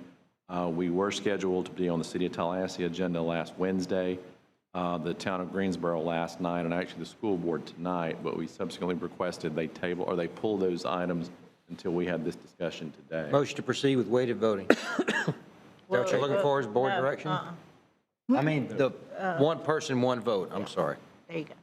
Second. along with board direction, previous board direction. We have a motion on the floor to accept the one member, one vote. Correct. Seconded by Commissioner Barfield. That was previous direction twice before, right, Greg? Yes, sir. Is that what you needed, is just to proceed? Unreadiness. On the floor.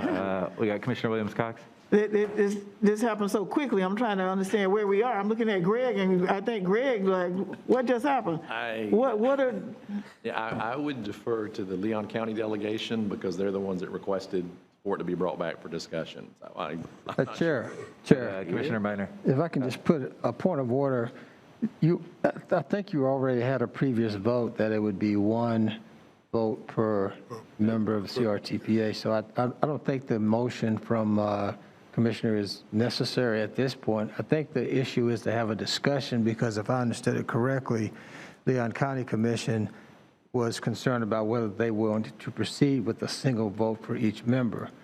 So my understanding is you need to have a discussion about which direction do you want to go in. Is it the weighted voted direction, or is it the one vote per CRTPA member?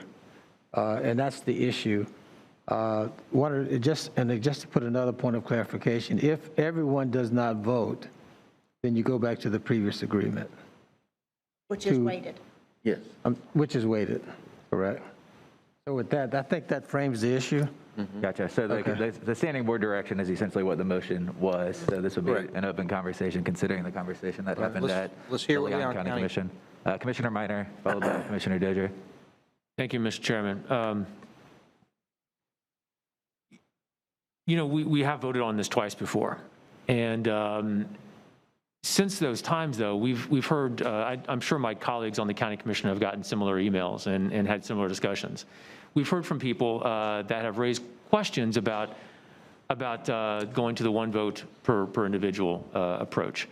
Initially, I think most of us were fine with the one vote per voting member approach, just because I think the chemistry on the CRTPA is very productive. We get along well. Sure, we're all representing our own individual electorates back home. We all represent either a county or a district in a county or a city or whatever, but we all still work together on a regional focus, and that has done us very well. We support, as a Leon County Commissioner, I support projects that are in Jefferson, Wakulla, Gadsden, and that's how we should be. I like how this CRTPA interacts with each other. I like the work that we do.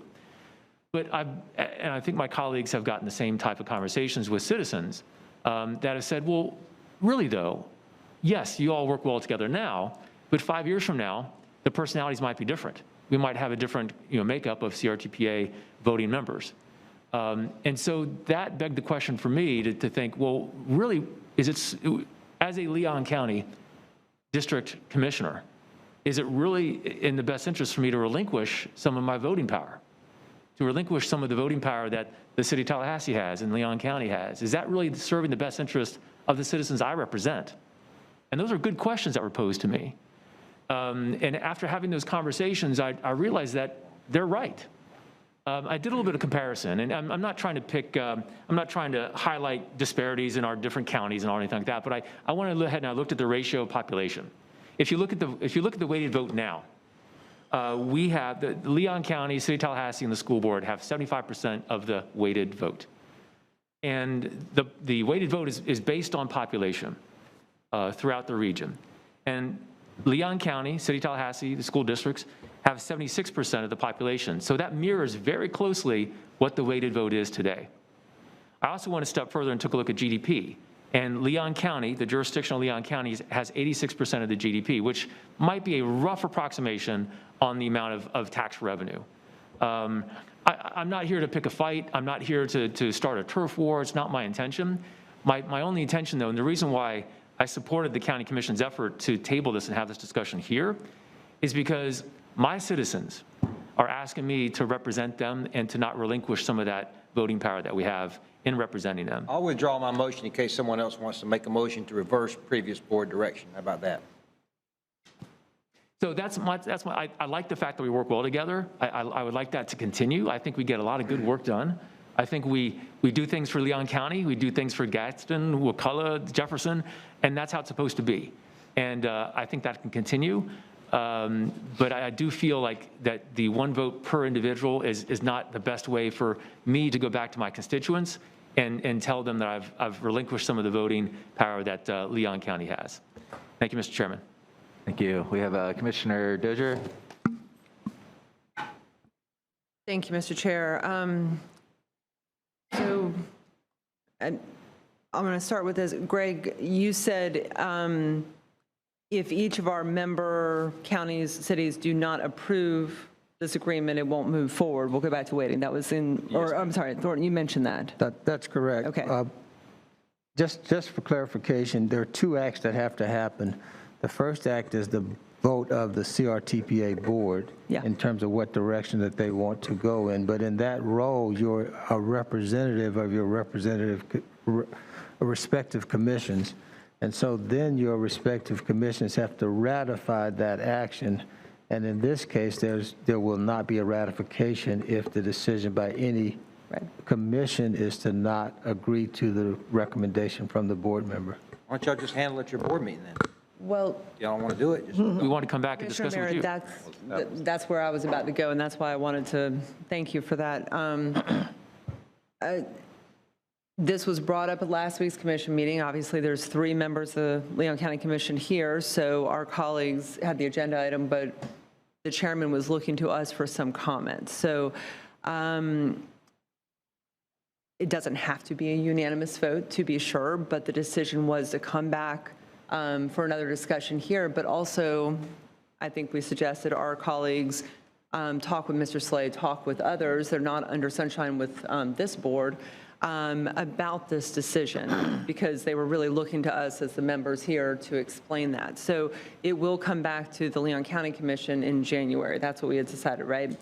So it's on our agenda. It's just time for everyone to look at this. They weren't ready to make the decision. So for my part, and forgive me, Commissioner Minor, I have only heard from 2 citizens about this, and they happen to be former county commissioners. Or, I'm sorry, 1 city commissioner and 1 county commissioner. So they're people who really understand the history of this and why the weighted voting really mattered in the beginning, how we got there when we started to include other counties and cities. From my position, and Greg, correct me if I'm wrong here, but if we're moving from 74% for city or Leon County and Tallahassee to 60%, we still have a majority on this board. I like getting away from the 1 member or from the weighted voting. I'm sure that will be off Yolanda's list and she'll be very happy with that. But that's not the only reason, even though it should be our top reason. But we do work more collaboratively. But I'm actually going to add one more thing that I've thought about since our commission meeting last Tuesday. And Commissioner Minor, you just pointed to this. When you look at GDP numbers, and if that has to do with sales tax numbers, it's my memory, and I'm not going to get locked in on this percentage, but I'm pretty sure when we're looking at the blueprint sales tax revenue, for example, we've always seen that about 25% of the sales tax revenue comes from the counties outside of Leon, because Wakulla, Gaston, Jefferson, you're all coming into Leon to shop and work and do other things. So this, from my perspective, this vote, this move is more of a statement about us being a regional focus. And we are working collaboratively. And because Leon, Tallahassee still has the highest population, et cetera, the details you just threw out, I wouldn't suggest reducing it from that 60%. That's still a pretty strong majority. But just jumping off the rail conversation we just had, for this board, there's a reason why we've got four counties sitting here. The regional impact is significant, and I would rather move in that direction and really plant our flag that is the focus we need to have, and we need to work more collaboratively. So with due respect to former Commissioners Lightsey and Nelson, I think we're in a very different time than what we saw years ago, and I appreciate the work we've done on this board. There was one other point that was brought up at the meeting about Leon County not being able to increase our membership beyond 3. And I think, Greg, you might have addressed that. We could do that, but then we split our own vote. I mean, when Commissioner Maddox and I started, there were all 7 of us here. So if we were down 1 or 2 commissioners, wouldn't impact quorum, but our vote was much less. So I just wanted to put that out there. This is my perspective. Again, Leon County Commission, I think, should and will take this back up. It could be a split vote, but I hope the others will educate themselves or will learn more about this, because they're not sitting in this room, and work with us come January. Thank you. Director Slay on point. Just on point, and actually Commissioner Minor pointed that out to me. In the county staff analysis, there was a statement that said that the county could not change its number of members, but I followed up with the county administrator and the staff person, and it was just a misunderstanding on the staff person's part as to what it meant. So the county still has the ability to change the number of members. Again, as we talked last year with Commissioner Deloge here, we would just take those 3 points and allocate those up between the appointed commission members from either the City of Tallahassee or Leon County. But I thank you for pointing that out, but I do want to at least make that clarification. Yeah, Mr. Chairman, on point real quick. Yes, I actually, based on that agenda item, the way it was written, I made that statement at the county commission meeting that we couldn't increase the number of county commissioners coming to CRTPA. That turned out to be not correct. It was based on the agenda item, but it was incorrect. So what Greg is saying is that he spoke with the county administrator, and we're correcting that, that part in the next agenda item for January. So thank you, Mr. Chairman. I got Commissioner Barfield, followed by Commissioner Williams-Cox, followed by Commissioner Merritt, followed by Commissioner Maddox. Thank you. Being the county that has the less population out of all four of us, I can certainly appreciate Leon County wanting to keep that weighted vote or go one-on-one. I don't see a big difference between the 70% or the 60%, as Commissioner Dozier pointed out to us. But what and absolutely we all get along and we try and support each other and make sure that we divvy up the pot and that we're looking out for each other, because the fact of the matter is all of us enter in each other's counties. We all interact. To Commissioner Dozier's point, I come over here all the time. We're a bedroom community, as well as Wakulla, Gadsden, that come into Tallahassee. I do want to point out that we have just as many roads and bridges issues that Leon County and the City of Tallahassee has. You just have more population. And y'all are so fortunately, you have Blueprint. If we had a Blueprint, we wouldn't be sitting here asking you to go for a one-to-one vote. It is very difficult for us when we go to our partners and say, I really would like to have this trail, I'd really like to have this, but what are you going to do to help pay for that? That speaks to my heart when it's needed so bad in our rural counties. And let's not forget that at one time, the Florida Department of Transportation owned all of our county roads. They were responsible for all our county roads. Now they're not. And we have a little pot of scrap and scop that we have to scrap for. And it's difficult for us. So I would ask that you take that into consideration whenever we are taking in this vote. I think at the end, we're all going to be on the same train, going the same direction. And it's not going to matter that much. When it matters is when you don't attend. That's when it's going to matter. So as you elect your people to come onto this board, you elect people that's going to engage, that's going to ask questions, that's going to attend, that's going to call Greg Slay when they don't think that they're getting their fair share. And you just have to take that into mind. Leon County has 7 commissioners. City of Tallahassee's got 5 commissioners. Add those together. That's a big pile of commissioners right there voting for their little county, their big county. Leon County, City of Tallahassee commissioners, of course they're going to support their Leon County. Of course they are. They're not going to sidestep away from their Leon County counterparts. At least I don't think that they would. And do the small counties stick together? Absolutely we stick together because we basically have the same needs. But to me, when I look at this issue, a one-on-one is really the best way for us to go. It's not going to really hurt that bad, the Leon and the Tallahassee. It's not going to make a difference when we're sitting around this table that much, because we all get along and we all understand our needs. So I would ask that we collaborate, we be together, lockstep, and move forward with the one-on-one, because it's important to your small counties that come and support you. Thank you. Commissioner Williams-Cox. Thank you, Mr. Chair. Greg, we had a brief discussion about this.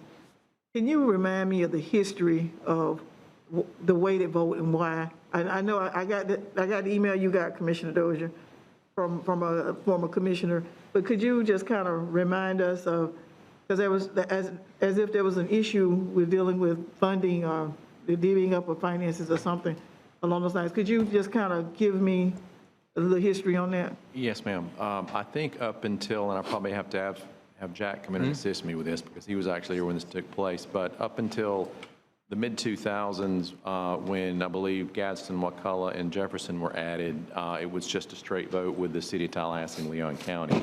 The structure was changed based on population apportionment to ensure that both Tallahassee and Leon County retain the majority share of the voting power.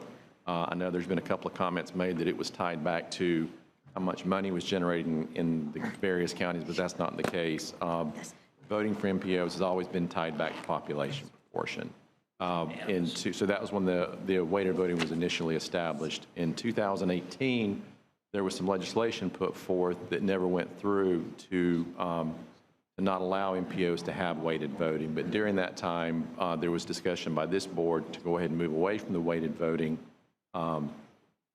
process and just go to a single member, single vote. We took that out a couple of times and just didn't get a lot of response back. And again, when Commissioner Deloge came on, I guess year before last now, there was some discussion. And in January of 2020, that's when this board reaffirmed the one person, one vote. And again, as I mentioned earlier, COVID got in the way as far as us getting, because everybody has to go, each of the individual governments have to approve the interlocal agreement or amended interlocal agreement. So that's pretty much what got us to today, was we were on that kind of roadshow getting it approved. And when we got to the Leon County Commission last week, that's when they asked for it. They tabled it and asked for it to be put on the agenda for this week. So is there really any real voting power lost when you go one-to-one, one-on-one? Overall, I would tend to say no, but if you look at, as Commissioner Minor said, you go from the county and city of Tallahassee go from 74% in essence to 60% of the vote. So from that standpoint, yes, you're losing a percentage, I guess, but still, each entity has 3 votes at the table. I don't want to lose voting power, and I don't want to vote based on personalities. Just because we're getting along today, there's no reason to believe that the folks who will replace us won't get along as well. It shouldn't be a matter whether you get along. It should be a sense of community and taking care of each other, whether you're a big city, county, or small county. So I hope that we are going to be collegial, and we're going to leave that legacy of being collegial for those who are coming along behind us. And whatever decision is made, it will be with that in mind, instead of thinking about, getting, being the bigger, having the largest hammer, so to speak. Because as long as there are county commissioners and city commissioners from Leon County and City of Tallahassee, we're going to have larger numbers anyway. And so the weighted vote is really to help the small counties kind of come up and compare, so that they, but we're going to always look out for our regional partners. Now, if for some reason Thomasville or Georgia came in here, that'd be a different story. But right now, we're talking about family. And so I just wanted to get on the record a good understanding of how this came to be, why it came to be, and what the discussion should be, in my opinion. And not based on personalities, just based on community. Yeah. Commissioner Merritt, followed by Commissioner Maddox. Okay, well, we'll call it politics terms. This is very simple. If Leon County doesn't want to do it, vote against it. If City of Tallahassee doesn't want to do it, vote against it. I mean, it's not a huge issue for me. I've never had a problem with the weighted vote, but the board direction is one person, one vote. If y'all don't want to do it, don't do it. It's just that simple. I mean, it's in y'all's hands. We're not going to vote today to not proceed because everybody else has already voted for it, so it's up to y'all. So whatever you want to do is fine with me. Commissioner Maddox. Just wanted to give some credence to why we're here. I'm actually want to ask to table the item for it to come back to us.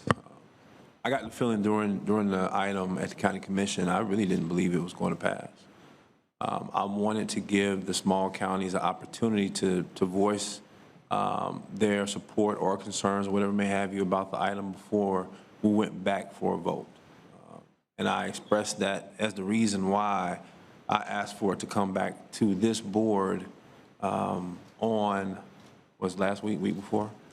Last week. So that's why we're here. So I'm asking that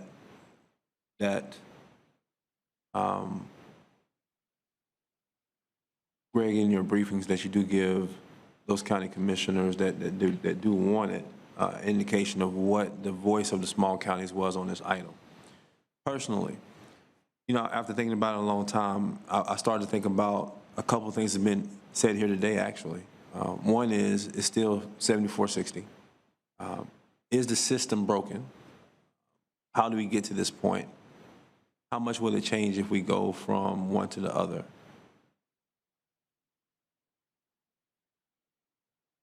I want to be convinced that the system is broken enough for us to have changed it. I think we were in a position where when we made that decision, it came down from the state that they were going to push us in that direction anyway. And because they were going to do that, then we started considering it.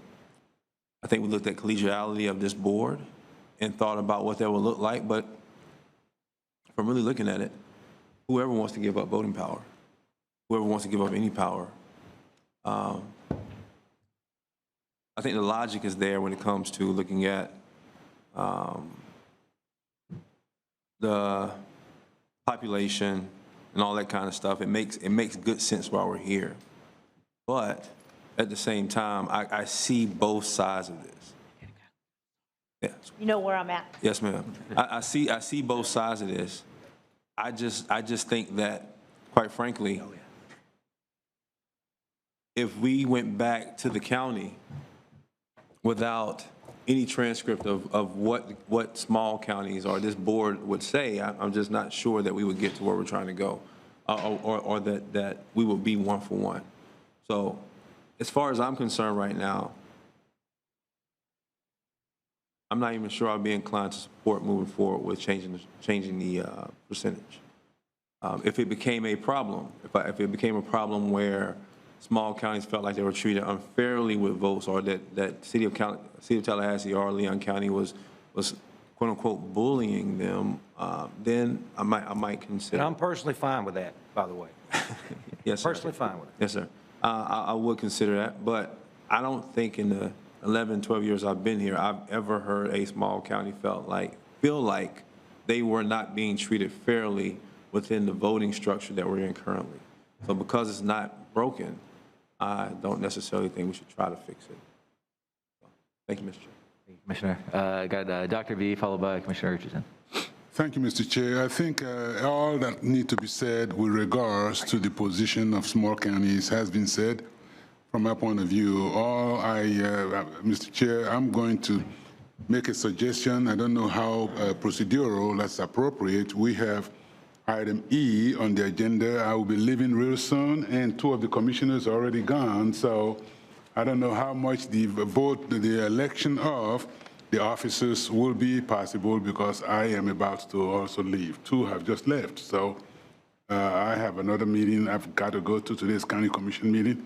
I don't know what Councilman Dukakis has. So now there's going to be three gone, and that item I think is important to ensure a seamless transition from one leadership to the other. The election got to be today. So I don't know how that's going to be. So I just thought I should throw that in there while we're still arguing on this interlocal government item on the agenda. Thank you, Mr. Chair. Thank you, sir. Commissioner Richardson. Thank you, Mr. Chairman. I'll be as brief as possible, but I guess my affinity for the small districts or rural counties, small counties, has come from my 20 years of professional experience working in Gadsden. And, regionalism is one of the things that I have preached on our city commission for the longest, because we are the central hub of this region, we being Tallahassee and Leon County. And the people who live in those rural counties come to work, to shop, to recreate, to support our community. And this issue is bigger than just this group. I think to say that we're going to continue this kind of collegiality and it be one person, one vote, sends a very strong message to the citizens in those small rural counties that we see you as equal partners in this economic hub that we're all in. I think it really, and it tells him that that's the direction that we're moving in, viewing all of us as essentially a community, because that's what we are. And this vote, I think, would be a signal in that direction that we see the, and again, it still gives us a majority if we attend the meetings. You all heard that caveat. If we attend the meetings, those of us that represent Tallahassee and Leon County. So I'm comfortable with the one person, one vote concept and moving forward with that, and that would certainly be my recommendation to the Tallahassee City Commission when we take that issue up next. Thank you, Mr. Chairman. Thank you, Commissioner.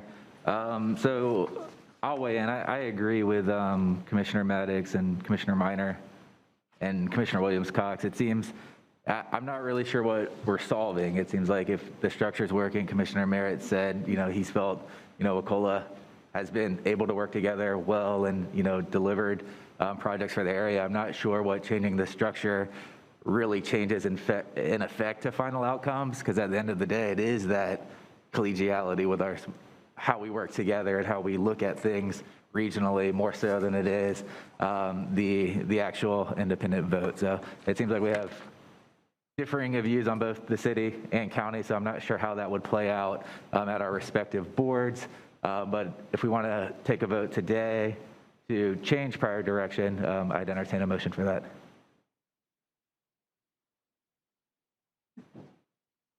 Mr. Chair, I make a motion that we retain our current voting structure. Second that. Second. Okay. We have a motion on the table by Commissioner Maddox to retain the current voting structure, the weighted voting structure, seconded by Commissioner Minor. Any discussion on the item? Commissioner Dozier? Thank you. So hearing the comments, if it ain't broke, and why are we here? It's not broken. We're actually working better than I think we've ever had, worked with CRTPA board, and this is fantastic. We've got a great staff. We have spent a lot of time, and this has been going on for a few years, and we've got other governments that have already approved this document. Mm-hmm. So I'm not going to support it just because of my past stance, but I also don't think it's broken necessarily. So if that's the will of the majority, we can go backwards on that. I mean, we can change our minds, of course, but I would say that we really need to ensure that our partner counties and cities, whether they're sitting at this table or not, understand the reasoning for this vote, because it might appear very different to some who have already taken this up at their various commissions. I think Chattahoochee's done it. I think others have done it. So I really just, Mr. Chair, I feel pretty strongly that we could share this conversation in some way, but our director really needs to go back to the others and share even that some of our our partner and county representatives were fine going either way with this vote. That may help. Just in whatever way, we don't want to imply that we don't have the cooperation and, focus on regionalism that Commissioner Richardson just mentioned and I mentioned earlier. Thank you. One point. Just real quick, if you recall, the other piece of this was removing the school board, Leon County School Board as a voting member, and that was Ms. Wood's request at the time. So if this motion passes, then I would ask, do we still want to move that forward in removing the school board? We'd actually have to go back out to everybody because we'd have to revise the interlocal agreement again. But I guess let's get through this vote and then I'll ask that same question. Whose request was that? Ms. Wood, she was a school board member at the time when this initial discussion came up, and she requested that the school board be switched over to an advisory role as opposed to a voting member. On point, Mr. Chair? Commissioner Maddox. I really don't agree with that, to be honest with you. Simply because, if there's a request of them, that's fine, but if you think about the roles the schools play in transportation, I think they should be a voting member. Has the school board voted on that removal, or is that a request from the member? Yes, we would actually schedule to go back to them tonight with the revised interlocal that included removing them as a voting member. But we can take up the current vote and then Okay. discuss it after. I don't want to get into a big discussion about it, but I just, again, I believe that, with transportation, the schools being so important in transportation being so important with the schools, they should have a vote and a voting weight with it, but that's just my personal opinion. So, Mr. Chair. Commissioner Dozier? Commissioner Maddox, why don't we return that question to the school board for discussion? I'm And fine not with that. take a vote here, because what we've seen historically is, yes, they have a strong role, but as we discussed last Tuesday,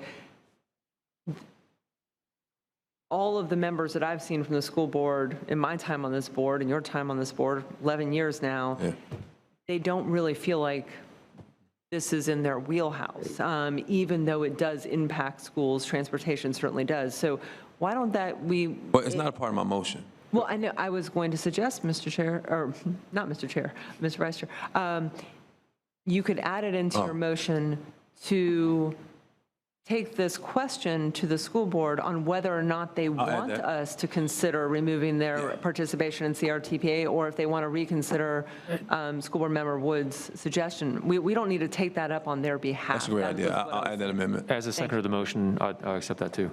Okay. Okay, so the adjusted motion on the floor is to retain the current voting structure, the weighted vote, as well as have Director Slay reach out to the school board to gauge their interest in continuing to serve as a voting member of the CRTPA. Yes, sir.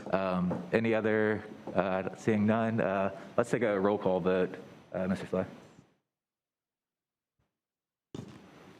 Commissioner Barfield, Commissioner Allen, Good. Merritt, Commissioner Dozier, Commissioner Maddox, Yes. Commissioner Minor, Yes. Commissioner Matlow, Yes. Commissioner Richardson, Yes. Commissioner Williams Cox. Yes. Passes not unanimous. The motion passes. So we're going back to our regular scheduled agenda item. So we'll back to 7C, the Strategic Intermodal System Policy Plan Update. Mr. Chair, and one caution to make sure we get to it. Can we move E up, please, sir? Can I make a agenda modification to move E next? Yeah, we can do that. All right. I'll make that motion. Second. We got a motion on the floor to move up the election of the chair. All those in favor? Aye. Aye. All those opposed? Okay, we're on item E, election of chair and vice chair. Mr. Chair, I'll make a motion for Commissioner Dozier to be chair. Second. Second. Okay, we have a motion on the floor for Commissioner Dozier to be chair. All those in favor? Aye. Aye. And Mr. Chair, typically in our, I guess I would call it unofficial rotation that we do, Commissioner Barfield would be up in Yes. rotation for the, I'll make that motion. I'll second. So we have a motion for vice chair for Commissioner Barfield Yes. by Commissioner Yes, sir. Maddox, seconded by Commissioner Minor. All those in favor? Aye. Aye. All those opposed? Motion carries unanimously. Thank you, Mr. Chair. Mr. Chair, on point. Mr. Slade, what other action items do we have? Are all the rest of the action items? just the TA Alternatives Program, and that's the only other action item that we have. Mr. Chair, I'll make a motion that we take up item F. Oh, I'm sorry, sorry. Commissioner. Item D, and then item F. I'm sorry, the only two action items. Okay, Mr. Chair, if I might, can we take up D, F, and then C? I'll make that motion. Because they're Okay, action all items. those in favor to adjust the schedule? I need a second. I second it. Oh, okay. All those in favor? Aye. Aye. All those opposed? Moving on, item D, Mr. Slay. Mr. Chairman, Mr. Burke, or am I doing it? Oh, the S. Yeah, I'll take care of it.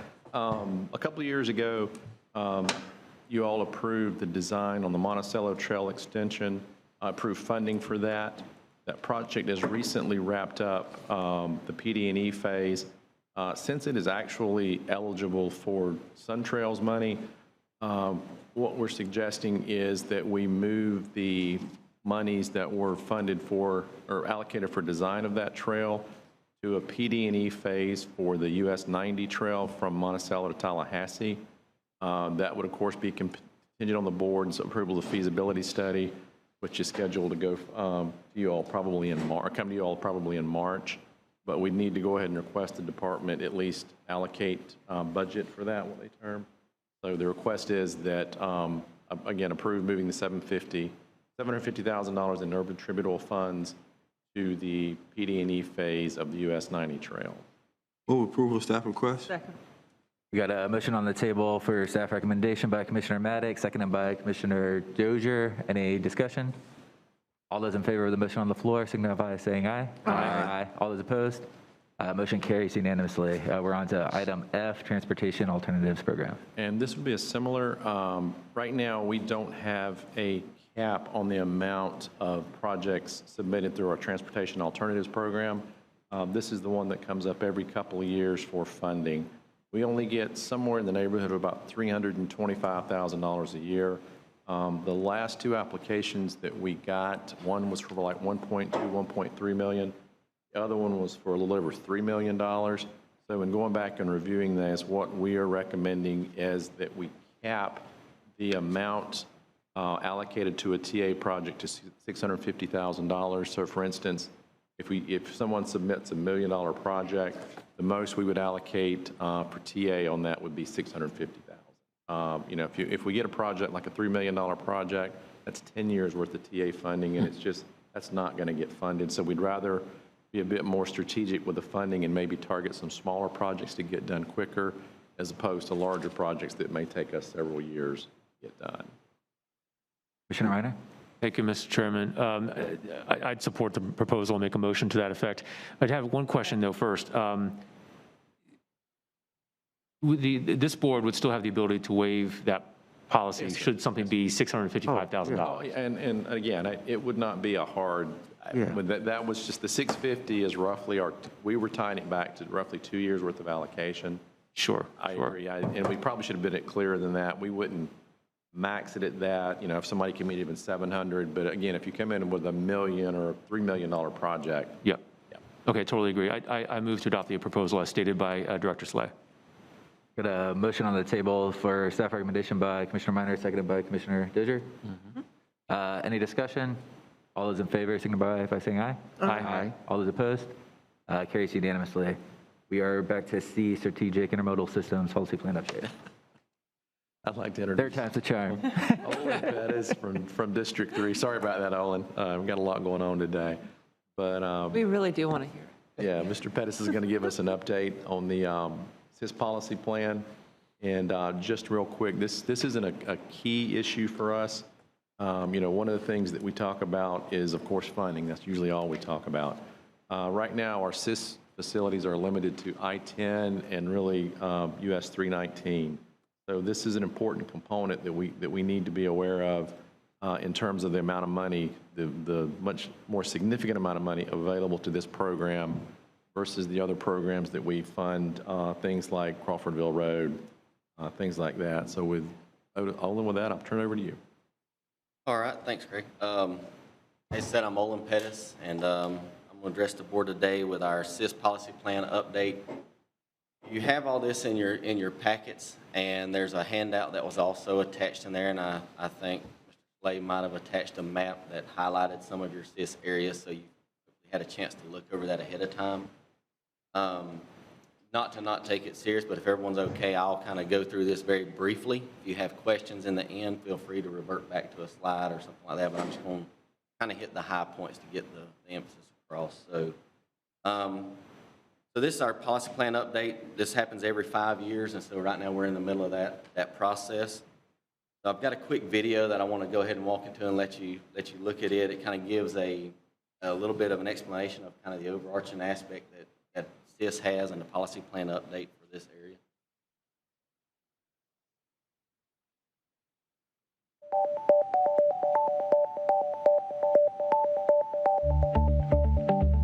If it needs to move over land, sea, and sky, it can move in Florida. Florida is pro-motion. When it comes to moving people and freight, the Florida Department of Transportation Strategic Intermodal System, or SIS, provides the most efficient and safest transportation facilities available. The SIS is a high-priority, high-demand network that aligns Florida's highways, airports, seaports, spaceports, railways, waterways, and transit systems. The SIS is a central nervous system that links hubs, corridors, and connectors for an extremely complex yet predictable and efficient delivery system. Hubs send and receive people and goods, such as an airport or a rail terminal. Corridors are highways, railways, and waterways that carry people and goods within Florida and to other states and countries. Connectors are first and last legs of trips that connect hubs to corridors. Integrating transportation into a seamless network enhances all facets of the economy and quality of life in Florida. In fact, for every $1 invested into current and emerging SIS facilities, the state experiences $5 in economic benefit.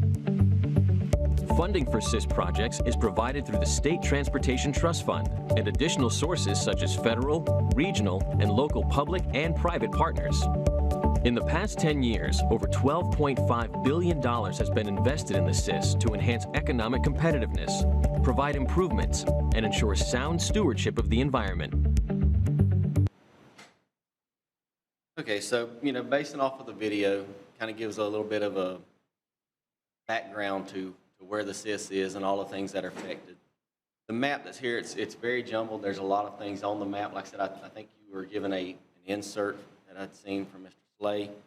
And pretty much, as he had mentioned, it just kind of goes over, just to kind of highlight some of the areas you have. In Leon, you have a SIS connector, which connects to your Tallahassee International Airport, which goes along State Road 263, Capitol Circle Southwest from the airport north to I-10. You have a SIS corridor facility on 319 Thomasville Road, which also goes from I-10 north to the state line. And you currently have in Jefferson County a SIS corridor facility on 19 State Road 57 or the Florida Georgia Parkway. And that starts about midway down the county and goes up to the state line as well. Also, you have your interstate corridor, which is your east-west facility. That is a thoroughfare through Gadsden, Leon, and Jefferson counties. Real quickly, just looking at the SIS policy plan elements, the elements really haven't changed over the years for us, so the document pretty much just addresses these four objectives, or these four elements, which is the different objectives, focus areas, the policies and strategies, and the implementation guidance that's being given to carry the plan forward. Our current SIS objectives are listed on the slide. They are your interregional connectivity, intermodal connectivity, and economic development. These objectives have not changed, and they still are based off of the longstanding framework of the SIS and its original intent. So basing off of the 2022 SIS policy plan, the focus areas that you see here, this part has kind of been tweaked a little bit and modified. So you have your safety, resiliency, technology and innovation, urban mobility and connectivity, and one of the ones that has kind of been added or modified a little bit, separated out of some of the others from the overarching aspect, was the rural mobility and connectivity. It's kind of got its own set. So real quickly jump into kind of where we are now and what's coming up next. We're currently in the outreach phase and the drafting phases of this policy plan. So it'll include any recommendations that are based on the input that's received, which I'll provide the guidance and information for that here momentarily. And so pretty much, just looking at that, knowing where we are coming into 2022, we'll be finalizing that plan somewhere in the early phases. So here's your information on kind of how to provide your feedback and your comments. We'll coordinate with Greg and his team on sending out the information in addition to give you the website and the slides for the link for this. So you can do that through email, provide your virtual comments in the virtual room for SIS. The links provided here, like I said, we'll provide that actual link so he can forward that out to everyone for convenience. And basically just giving you a couple of takeaways, kind of why we wanted to come out and present this today for those that may not be as familiar with SIS is, you know, the strategic intermodal system, as it's already kind of been mentioned earlier today, is very vital to the state and to our district and District 3 as those SIS corridors and feeders that we have. And to remember that the input along this phase is, for the policy plan, is very important. So we'd like to definitely encourage you guys to go to the links, utilize the virtual room, and look through those things to provide your updates. The slide that's on the screen has an insert on it. Each one of those little paddles around that slide are interactive, so you can click on those, get further guidance and information as you go into that to provide your comments and feedback.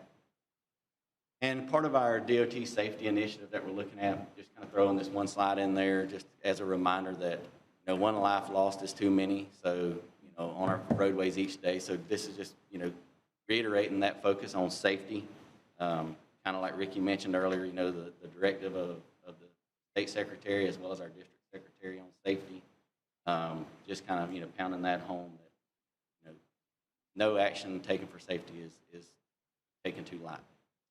And here on the last slide, following any questions, you have my contact information and Mr. Karski Harrell, who also works in the office with me in the district. So is there any questions? Thank you, sir. Commissioner Dozier. Thank you. Thank you for the update, and it's interesting to hear this information right after we talked about rail. So I'm going to make the or ask this in the form of a question, but you don't have to respond because I know this is more of the political policy direction. But it does feel like we are more often playing catch up due to congestion. Okay, if you can nod at this, that'd be great. Then really looking strategic and kind of planning for the future. So that's kind of a gut feeling because we look at the SIS and we know Central and South Florida have a lot of need. I mean, there's a lot of money flowing down there. But if we look at the port in Panama City and the freight logistics zone that's coming on up through Gaston County, I mean, there's a whole lot of potential here. So I'm going to guess District 3 wants our fair share of this funding, new funding is coming down, whatever it might be for ASSIST or others. So is there any strategies we could have to either increase the number of ASSIST that we have? I don't know about that, or have more of a focus on it because some of the investment in the port, for example, or the freight logistics zone, et cetera. I think you got where I'm going. I mean, there's a lot of things that come into play with that, and there is a process that goes through where we have to interact with central office on that, so we can take the directions that are given. If you guys come together and you have a corridor facility that you want to bring onto the SIS strategic modal system, then we can take that direction to them and let them look at it. Between the district and central office, you know, it'll be looked at from that perspective. And a lot of those things that you mentioned, from what's taking place at the ports and how the actual system is used, will be analyzed at that time. So there is a process that it can be uploaded or uplined to. I'll review it. There's no promises, you know, to that by any means, but you know, one of the parts that you touched on about wanting to get our fair share, and that's kind of where, you know, what we're here today is your involvement with that, going on and chiming in and putting your input to that is what's going to be. And we got to remember the comment period actually does make a difference. Yes. I mean, it will go into the record and we could add our voices there. So thank you for that. And just the last thing, Mr. Chair, is clarify, and I can't remember who said this, but I think the bulk of the funding, or a lot of transportation funding, is significant within the SIS program. So we're, without many roads in the strategic system, we're fighting for what's left, or competing for that. That's a better way to say it, with others in our district around the state. Is that, did I hear that correctly, or? And ultimately, yes, that's how it is. I mean, you're only going to be proportionate to what we have, like I said, what we can fight for. So, but it's also looked at on a standpoint of what's being used, what's being solicited for. We have our second 5 that's out there as well, you know, in the SIS. So we look at pretty much not just what's in the current 5, but also what's out. So you're looking continuously, like you guys mentioned earlier, about trying to focus on what's on the outside of your normal realm, and looking at pulling that in. That's what we do. That's where we're at in the office, working with the office and other staff to make sure that we're implementing that foresight and that vision.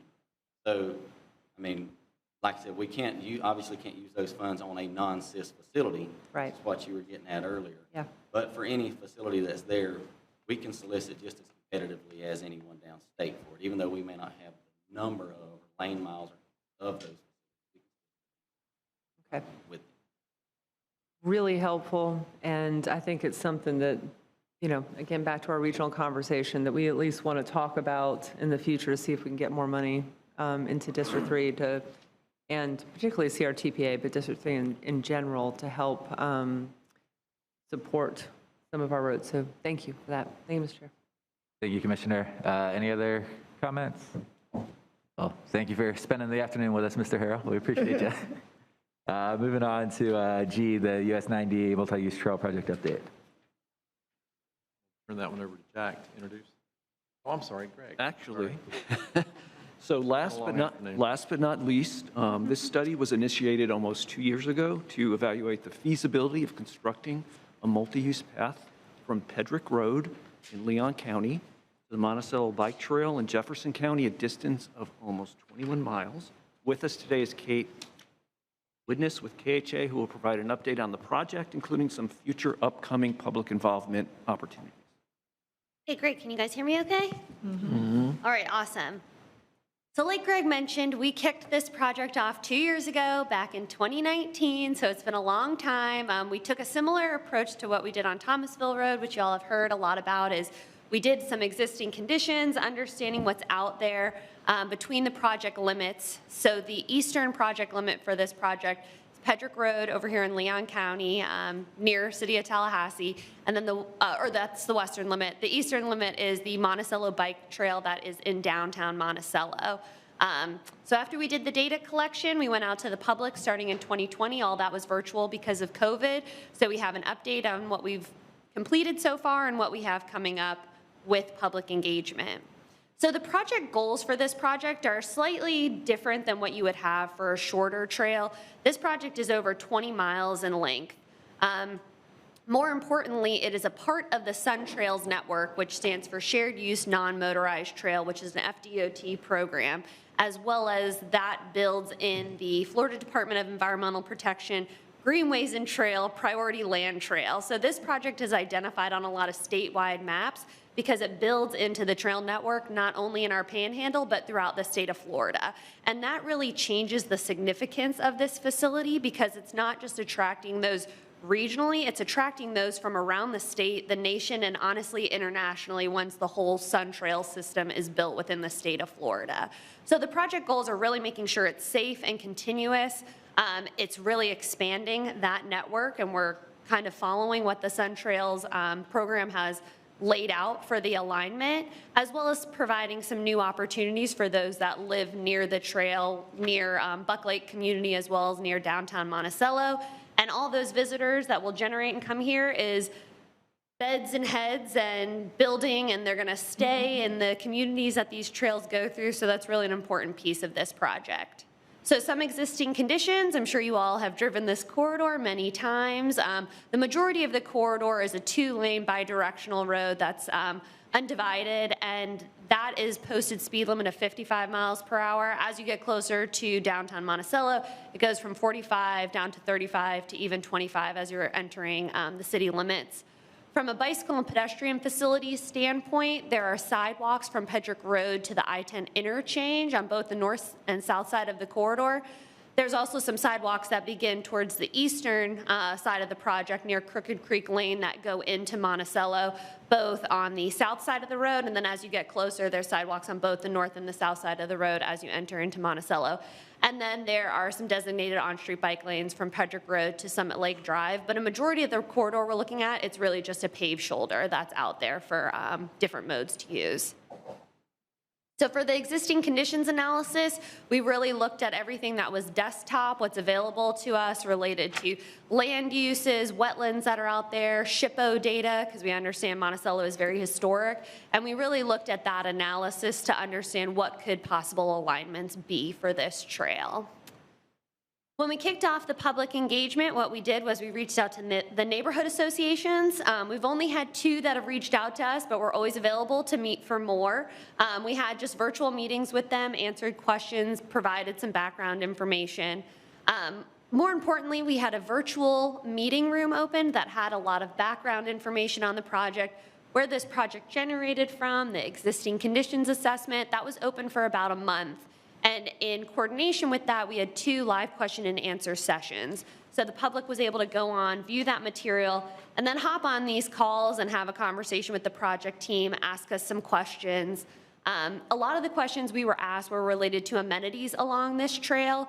That's not something we really look at during the feasibility phase, and we really rely on the local municipalities, but we have already had conversations with City of Monticello that are identifying locations for if this trail actually gets built, of where they could provide amenities to trail users, such as parking and restroom and water. We also had a pop-up meeting in downtown Monticello. This was really for people who maybe were just walking around, of how we could let them know about the project and get them involved. So with that, this is something that we've actually seen a lot during COVID, is we had a lot of people come to the virtual meeting room. Over 175 people viewed the materials.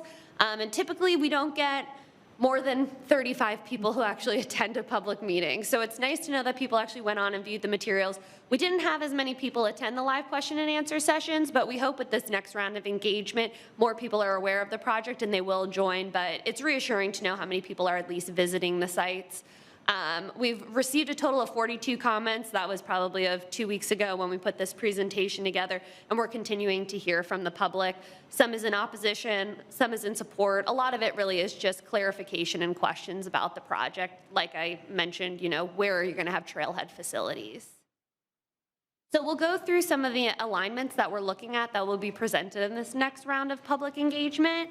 There's a lot of information on the map, so one thing I wanted you to just be aware of is, if the line is yellow on the map, that means it's the south side of the corridor. If it's blue, that's the north side of the corridor. And the red kind of circles and squares along the map are just some areas of conflict. One of those that you're going to see in every of the alternatives is I-10.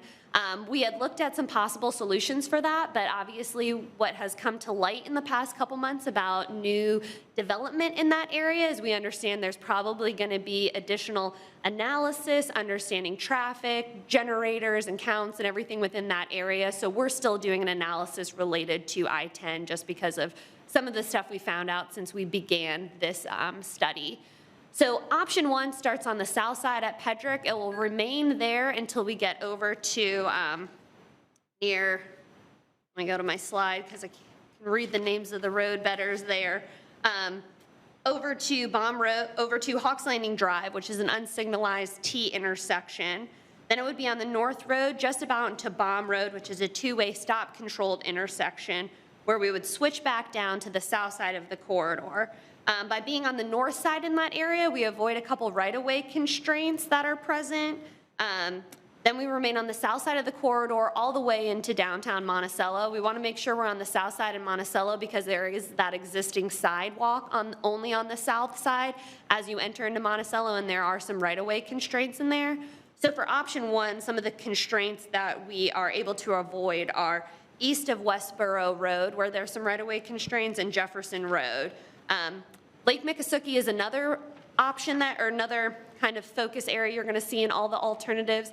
There's the existing pathway on the north side where a lot of people fish off of. So we want to make sure we're on the south side within that area so we're not having to conflict with what's existing there in terms of recreational use, though we would have to mitigate for wetlands and probably have a boardwalk in that area because it's pretty wet in that area.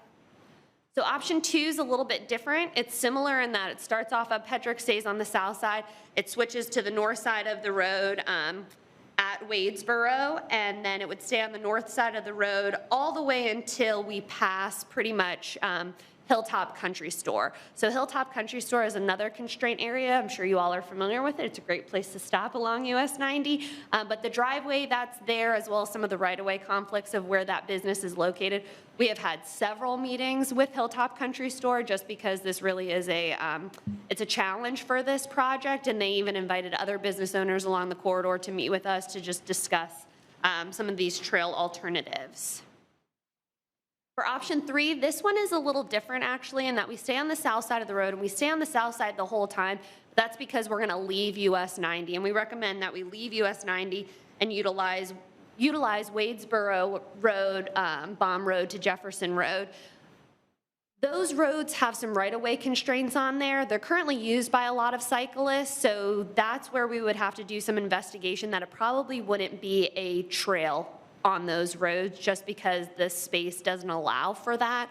So that conflicts a little bit with, we want a continuous facility because this is about over 5 miles, and we'd really want to have a paved trail for the majority of the project, but it allows us to avoid several right-of-way constrained areas, as well as it avoids not having to cross US 90 at all, though it is a 20-mile trail.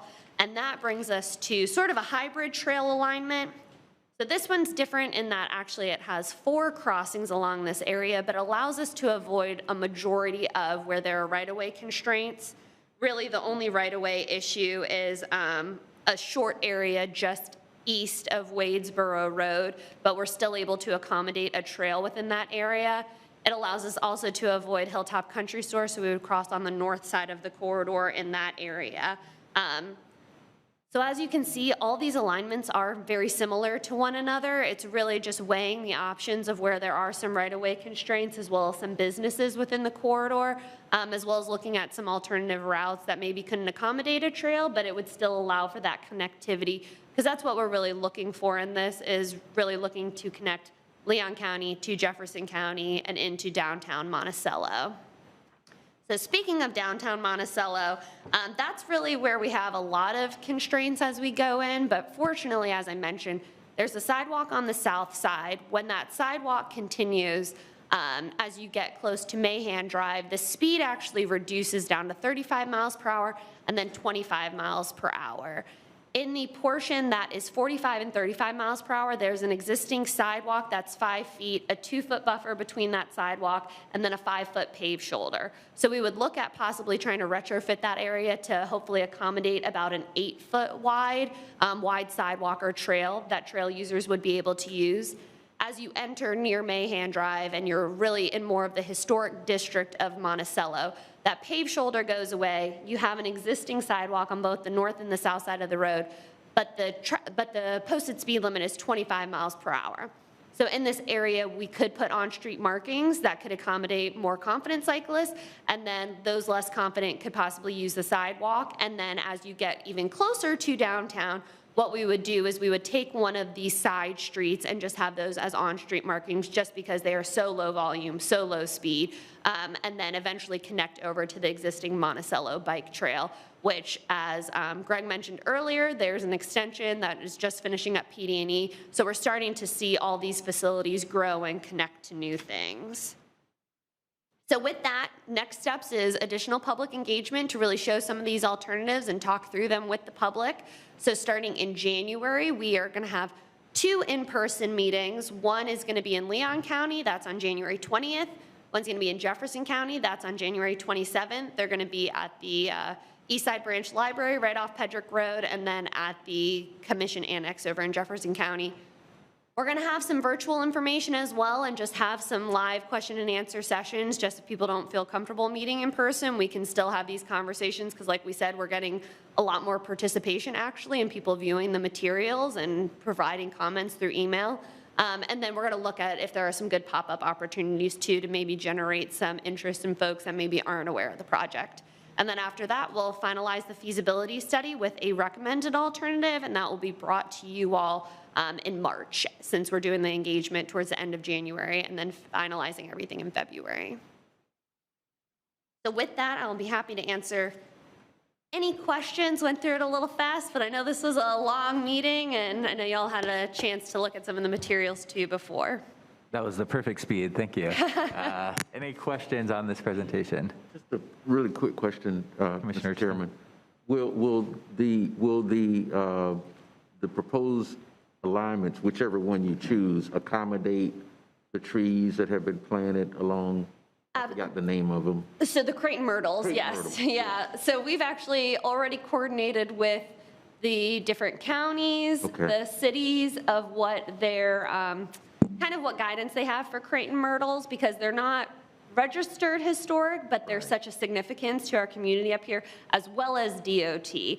So that's where a lot of some of the right-of-way constraints we talked about, similar to when you're going into downtown Monticello, those Creighton Myrtles are right on the inside of where that sidewalk is, so we know that we won't really be able to go inside, and that's why we would look closer to the road and maybe just having an 8-foot path, because we want to avoid impacts to those, because we know how important they are. All right. Thank you. Thank you, Mr. Chairman. Commissioner Dozier? Thank you, Mr. Chair. This is the challenge with a multi-year project, which is everything within transportation, right? Yes. Or many years. The Amazon Fulfillment Center was on my mind as well. And you referenced that there's going to be additional studies.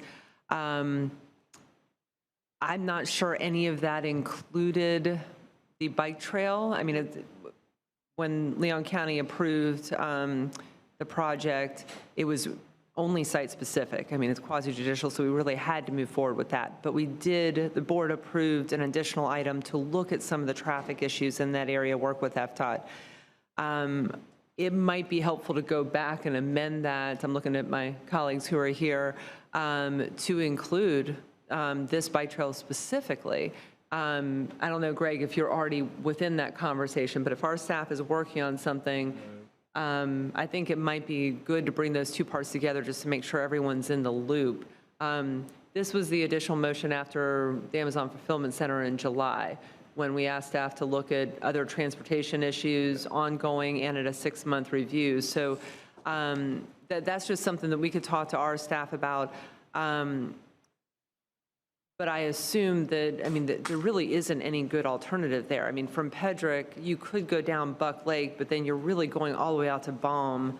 That adds a lot of additional miles, et cetera. You're nodding. So I think that's pretty much off the table. We got to find a solution for I-10. Well, and no right-of-way. And no right-of-way. Thank you. That's the big issue. Yeah, and the interchange is just, it's a high conflict area with all the entrances and exits from I-10 that are high speed, and that's why we kind of had talked about some solutions. But right, with some of the development changes that are occurring in that area, I think some of the solutions we had originally thought of probably wouldn't really work now, just with an increased number of people who might be needing, the interchange and using the interchange. I wish Commissioner Barfield were here, because from a cyclist perspective, which I'm not, what would they do naturally in that situation? They might go back on the road and just go with the flow of traffic. I'm not sure, but I'm glad you're looking at that. I would love to hear what our cyclist community and others might think about that. But I think it would be good to connect these dots with county administration as we're looking at the traffic issues around the fulfillment center. Thank you. Otherwise, it looks great. Yes, thank you. Dr. Slay? Just real quick, too, this will be a little bit different than the work we've done with Thomasville in the fact that we won't have a recommended alternative that comes out of this. Actually, because of the length of this corridor, the fact that there are a lot of environmental issues, wetlands, things like that, this project would have to actually go into a project development environmental study, and you really can't go into a PD&E study with a predetermined outcome. These are just some of the alignments that we've looked at, but this information will feed into the PD&E, but you won't see a recommended option come out of this like we have with Thomasville Road. Any other comments on this item? Seeing none, thank you so much for the presentation. See, we're moving on. FDOT has left the building. We've heard from them earlier. We appreciated the update. Number 9, Executive Director's Report. Mr. Chairman, just a couple of items, and it's been touched on a little bit regarding the new federal bill. I actually got an email right before the meeting, and I was pulling back up here to look at it, from Mark Reichert. He's our new MPOAC director, and the department is actually working on a summary for the bill to kind of see what the potential impacts would be. So I would assume that would come out probably in the next 2 or 3 weeks. So as quick as it does, if we get anything, we'll forward on to you all, so you'll be up to date on that. The next item, I want to talk a little bit about everybody's favorite subject, Thomasville Road. The meeting is scheduled, of course, we're scheduled for a presentation in January for the final recommendation. Since that's actually going to be during legislative session, we are looking for alternative locations because we're concerned we're going to have a lot of folks there. Parking is going to be an issue. So we are looking at some alternative locations for that. One of the key components we're looking for is that we're able to do it virtually as well. So for folks that don't want to be there in person, they can attend virtually. We are scheduled to release the recommendations on December 1st. As I always like to do, I want you all at least have an idea. So we've got a quick preview, I guess, of the recommendations. And then again, the document will be released December 1st. And then we'll still be open to meet with homeowners associations, whoever wants to meet with us. We just don't have any formal public involvement scheduled from this point on until, of course, the committee meetings in January and then the board meeting in January as well. So releasing it on the 1st will give folks about a month to review it before the committee meetings and about 6 weeks before the board meeting, I think on January 16th or 19th is when we schedule that. So I'm going to turn over to Jack just to kind of walk you through the recommendations. And again, these are just ones focused on the alignment. There'll be a few other ones, but these are the key recommendations. So quickly, the Thomasville Road project broken into 3 segments and then into the Market District Connector. First segment that we're looking at is Benton to Armistead, and what we're recommending is the path be on the east side of Thomasville Road from Benton Road to Armistead. There's also an optional for post road option, but that relies on the covered ditch, and that's going to be under construction and probably beginning part of the year, and see how that goes. That'll be well in advance of anything that we do if the project moves forward. So we'll have an opportunity to kind of take a look at what's out there and maybe incorporate that in later on. So from this first segment, we're looking at, again, on Thomasville Road on the east side, from Benton Road to Armistead Road. From Armistead Road to Woodgate Way, again, we continue on the east side of Thomasville Road. And one of the things that we heard from a lot of different people was a sidewalk on the west side of the road to connect Waverly to Woodgate Way as well, so that they have that opportunity to access the path and move to the north side, as well as the opportunity for all those neighborhoods on the west side to make that connection and utilize the path. And so again, the recommendation would be on the east side from Armistead to Woodgate. So in total right now, we're from Benton to Woodgate Way on the east side of Thomasville Road. Then at the very top, you can see that we're crossing at Woodgate Way to go to the west side of the project. And from Woodgate Way to Metropolitan Boulevard would be all on the west side of the road up until Metropolitan Boulevard, mainly because with Metropolitan Boulevard, there's a signal there and people can access a little bit safer to the east side of the road if they want to go up to. We've had a couple of people say they use this route to go to Trader Joe's.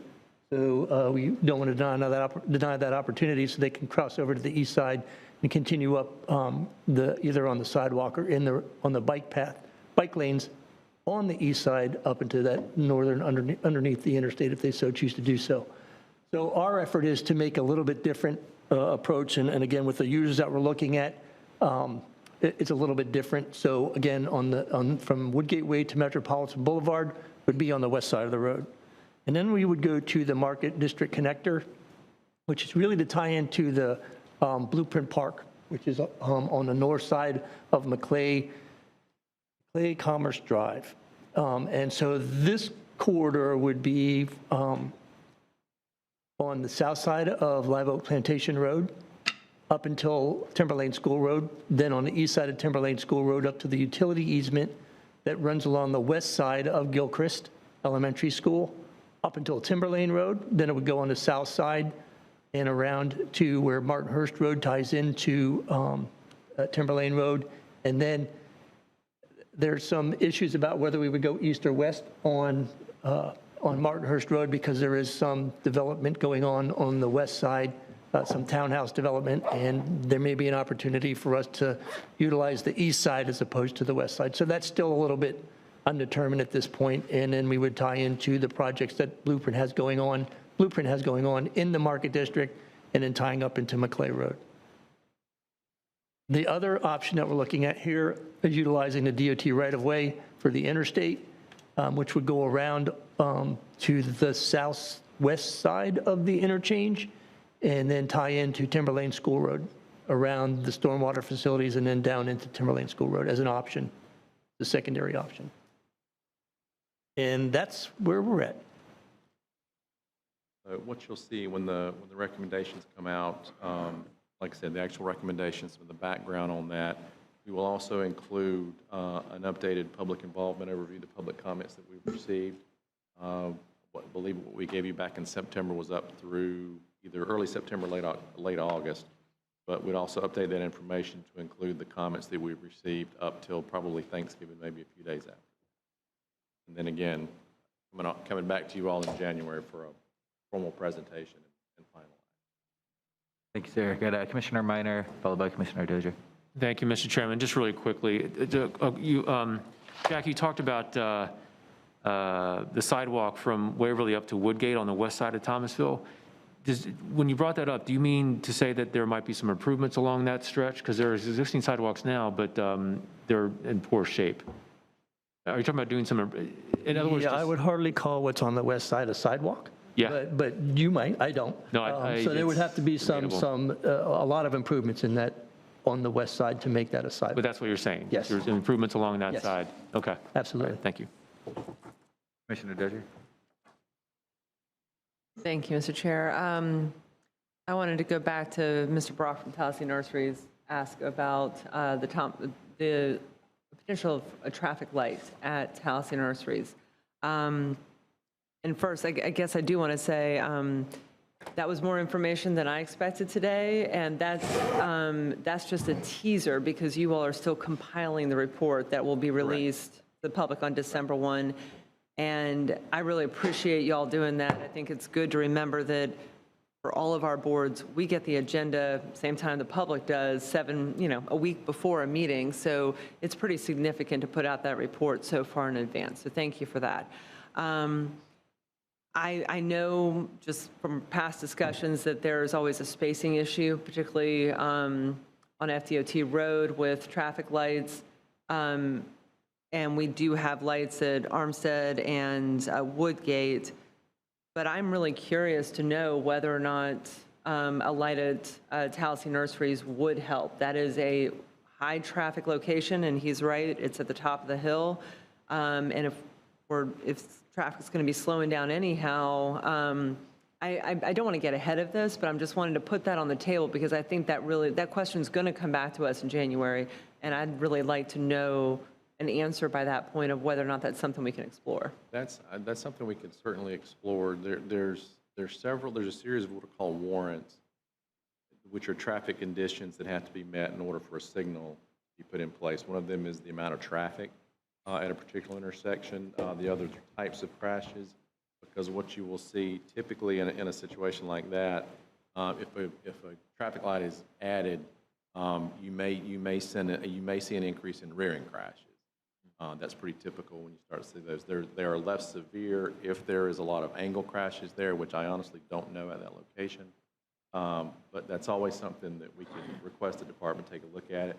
Usually that's about a 60-day process for them to do that. And then the question also comes back as to who's going to pay for the light. Typically, in that case, it's on a private commercial property. They'll look to the property owners to do that. Again, it's not a four-way intersection, it's a three-way intersection. But that is something, if you'd like, we can go ahead and at least request the department take a look at. I honestly don't know if it would meet warrants or not. I tend to think it probably wouldn't, but again, it's probably something that we could at least get an answer on maybe by your meeting in January. So I could play this out and see that it might not work if traffic is backed up and it blocks other driveways, but we've got that same issue at the other lights there. Cost, et cetera, is always a factor, but I don't know, it resonated with me with the number of cars and large trucks going in and out of Tallahassee Nurseries. I'm not sure that is as much about the individual business as just how we have grown up around that business. I'm just going to put that out for now. But if it's something that we can turn around in 60 days and we're coming back in January, then why not just check with the department and see what the answer might be to that? Because it could be a potential, assist in this overall project. So I'd like to make a motion to reach out to the department to talk about a potential light at Tallahassee Nurseries on Thomasville Road. To explore options? To explore the options, to get feasibility, I'll whether or second not that. it's even possible second to that. just get us some information for the discussion we have in January. Okay, we have a motion on the table. Do we have a quorum? We do until you ask. No, ma'am, we did not. When you ask, we don't. We do, okay, fantastic. Nobody leave. So the motion on the table is to explore options for a traffic light at Tallahassee Nurseries? Yes. Or, yes, talk to the department about feasibility, et cetera. Give us some information for January. Got it, okay. Any discussion? All those in favor signify by saying aye. Aye. All those opposed? Carries unanimously. Yes. With the caveat that that's typically how long they take, but I can't promise it. Understood, holidays, et Director cetera. Slate promises by January, he'll have an answer. Honestly, the holidays are the worst time to go out and do traffic counts, to be honest. Oh, yeah. It would be one of those Chairman? high points in their traffic, yeah. Mr. Chairman? That wraps up the director's report. Mr. Chairman, could I ask Greg to give us an update on the Orange Avenue crosswalk? Yes, sir. Very brief, 2 minutes. And I'll turn to Mr. Burke. He actually met on site with the principal and Mike Lewis from the DOT Safety Office District 3. So Greg, I will Yes, so CRTPA staff, Jack, Suzanne, and I, along with Mike Lewis with District 3, on October 28th, went to NIMS and met with the principal and another staff member there. And Mike discussed some proposals he had to actually address pedestrian crossing across the Orange Avenue at the school. We are waiting for some input received back from that meeting from the principal. Thank you, Mr. Chairman. That's sufficient for today. Any other items from board members? Seeing none, we stand adjourned. Thanks, everybody.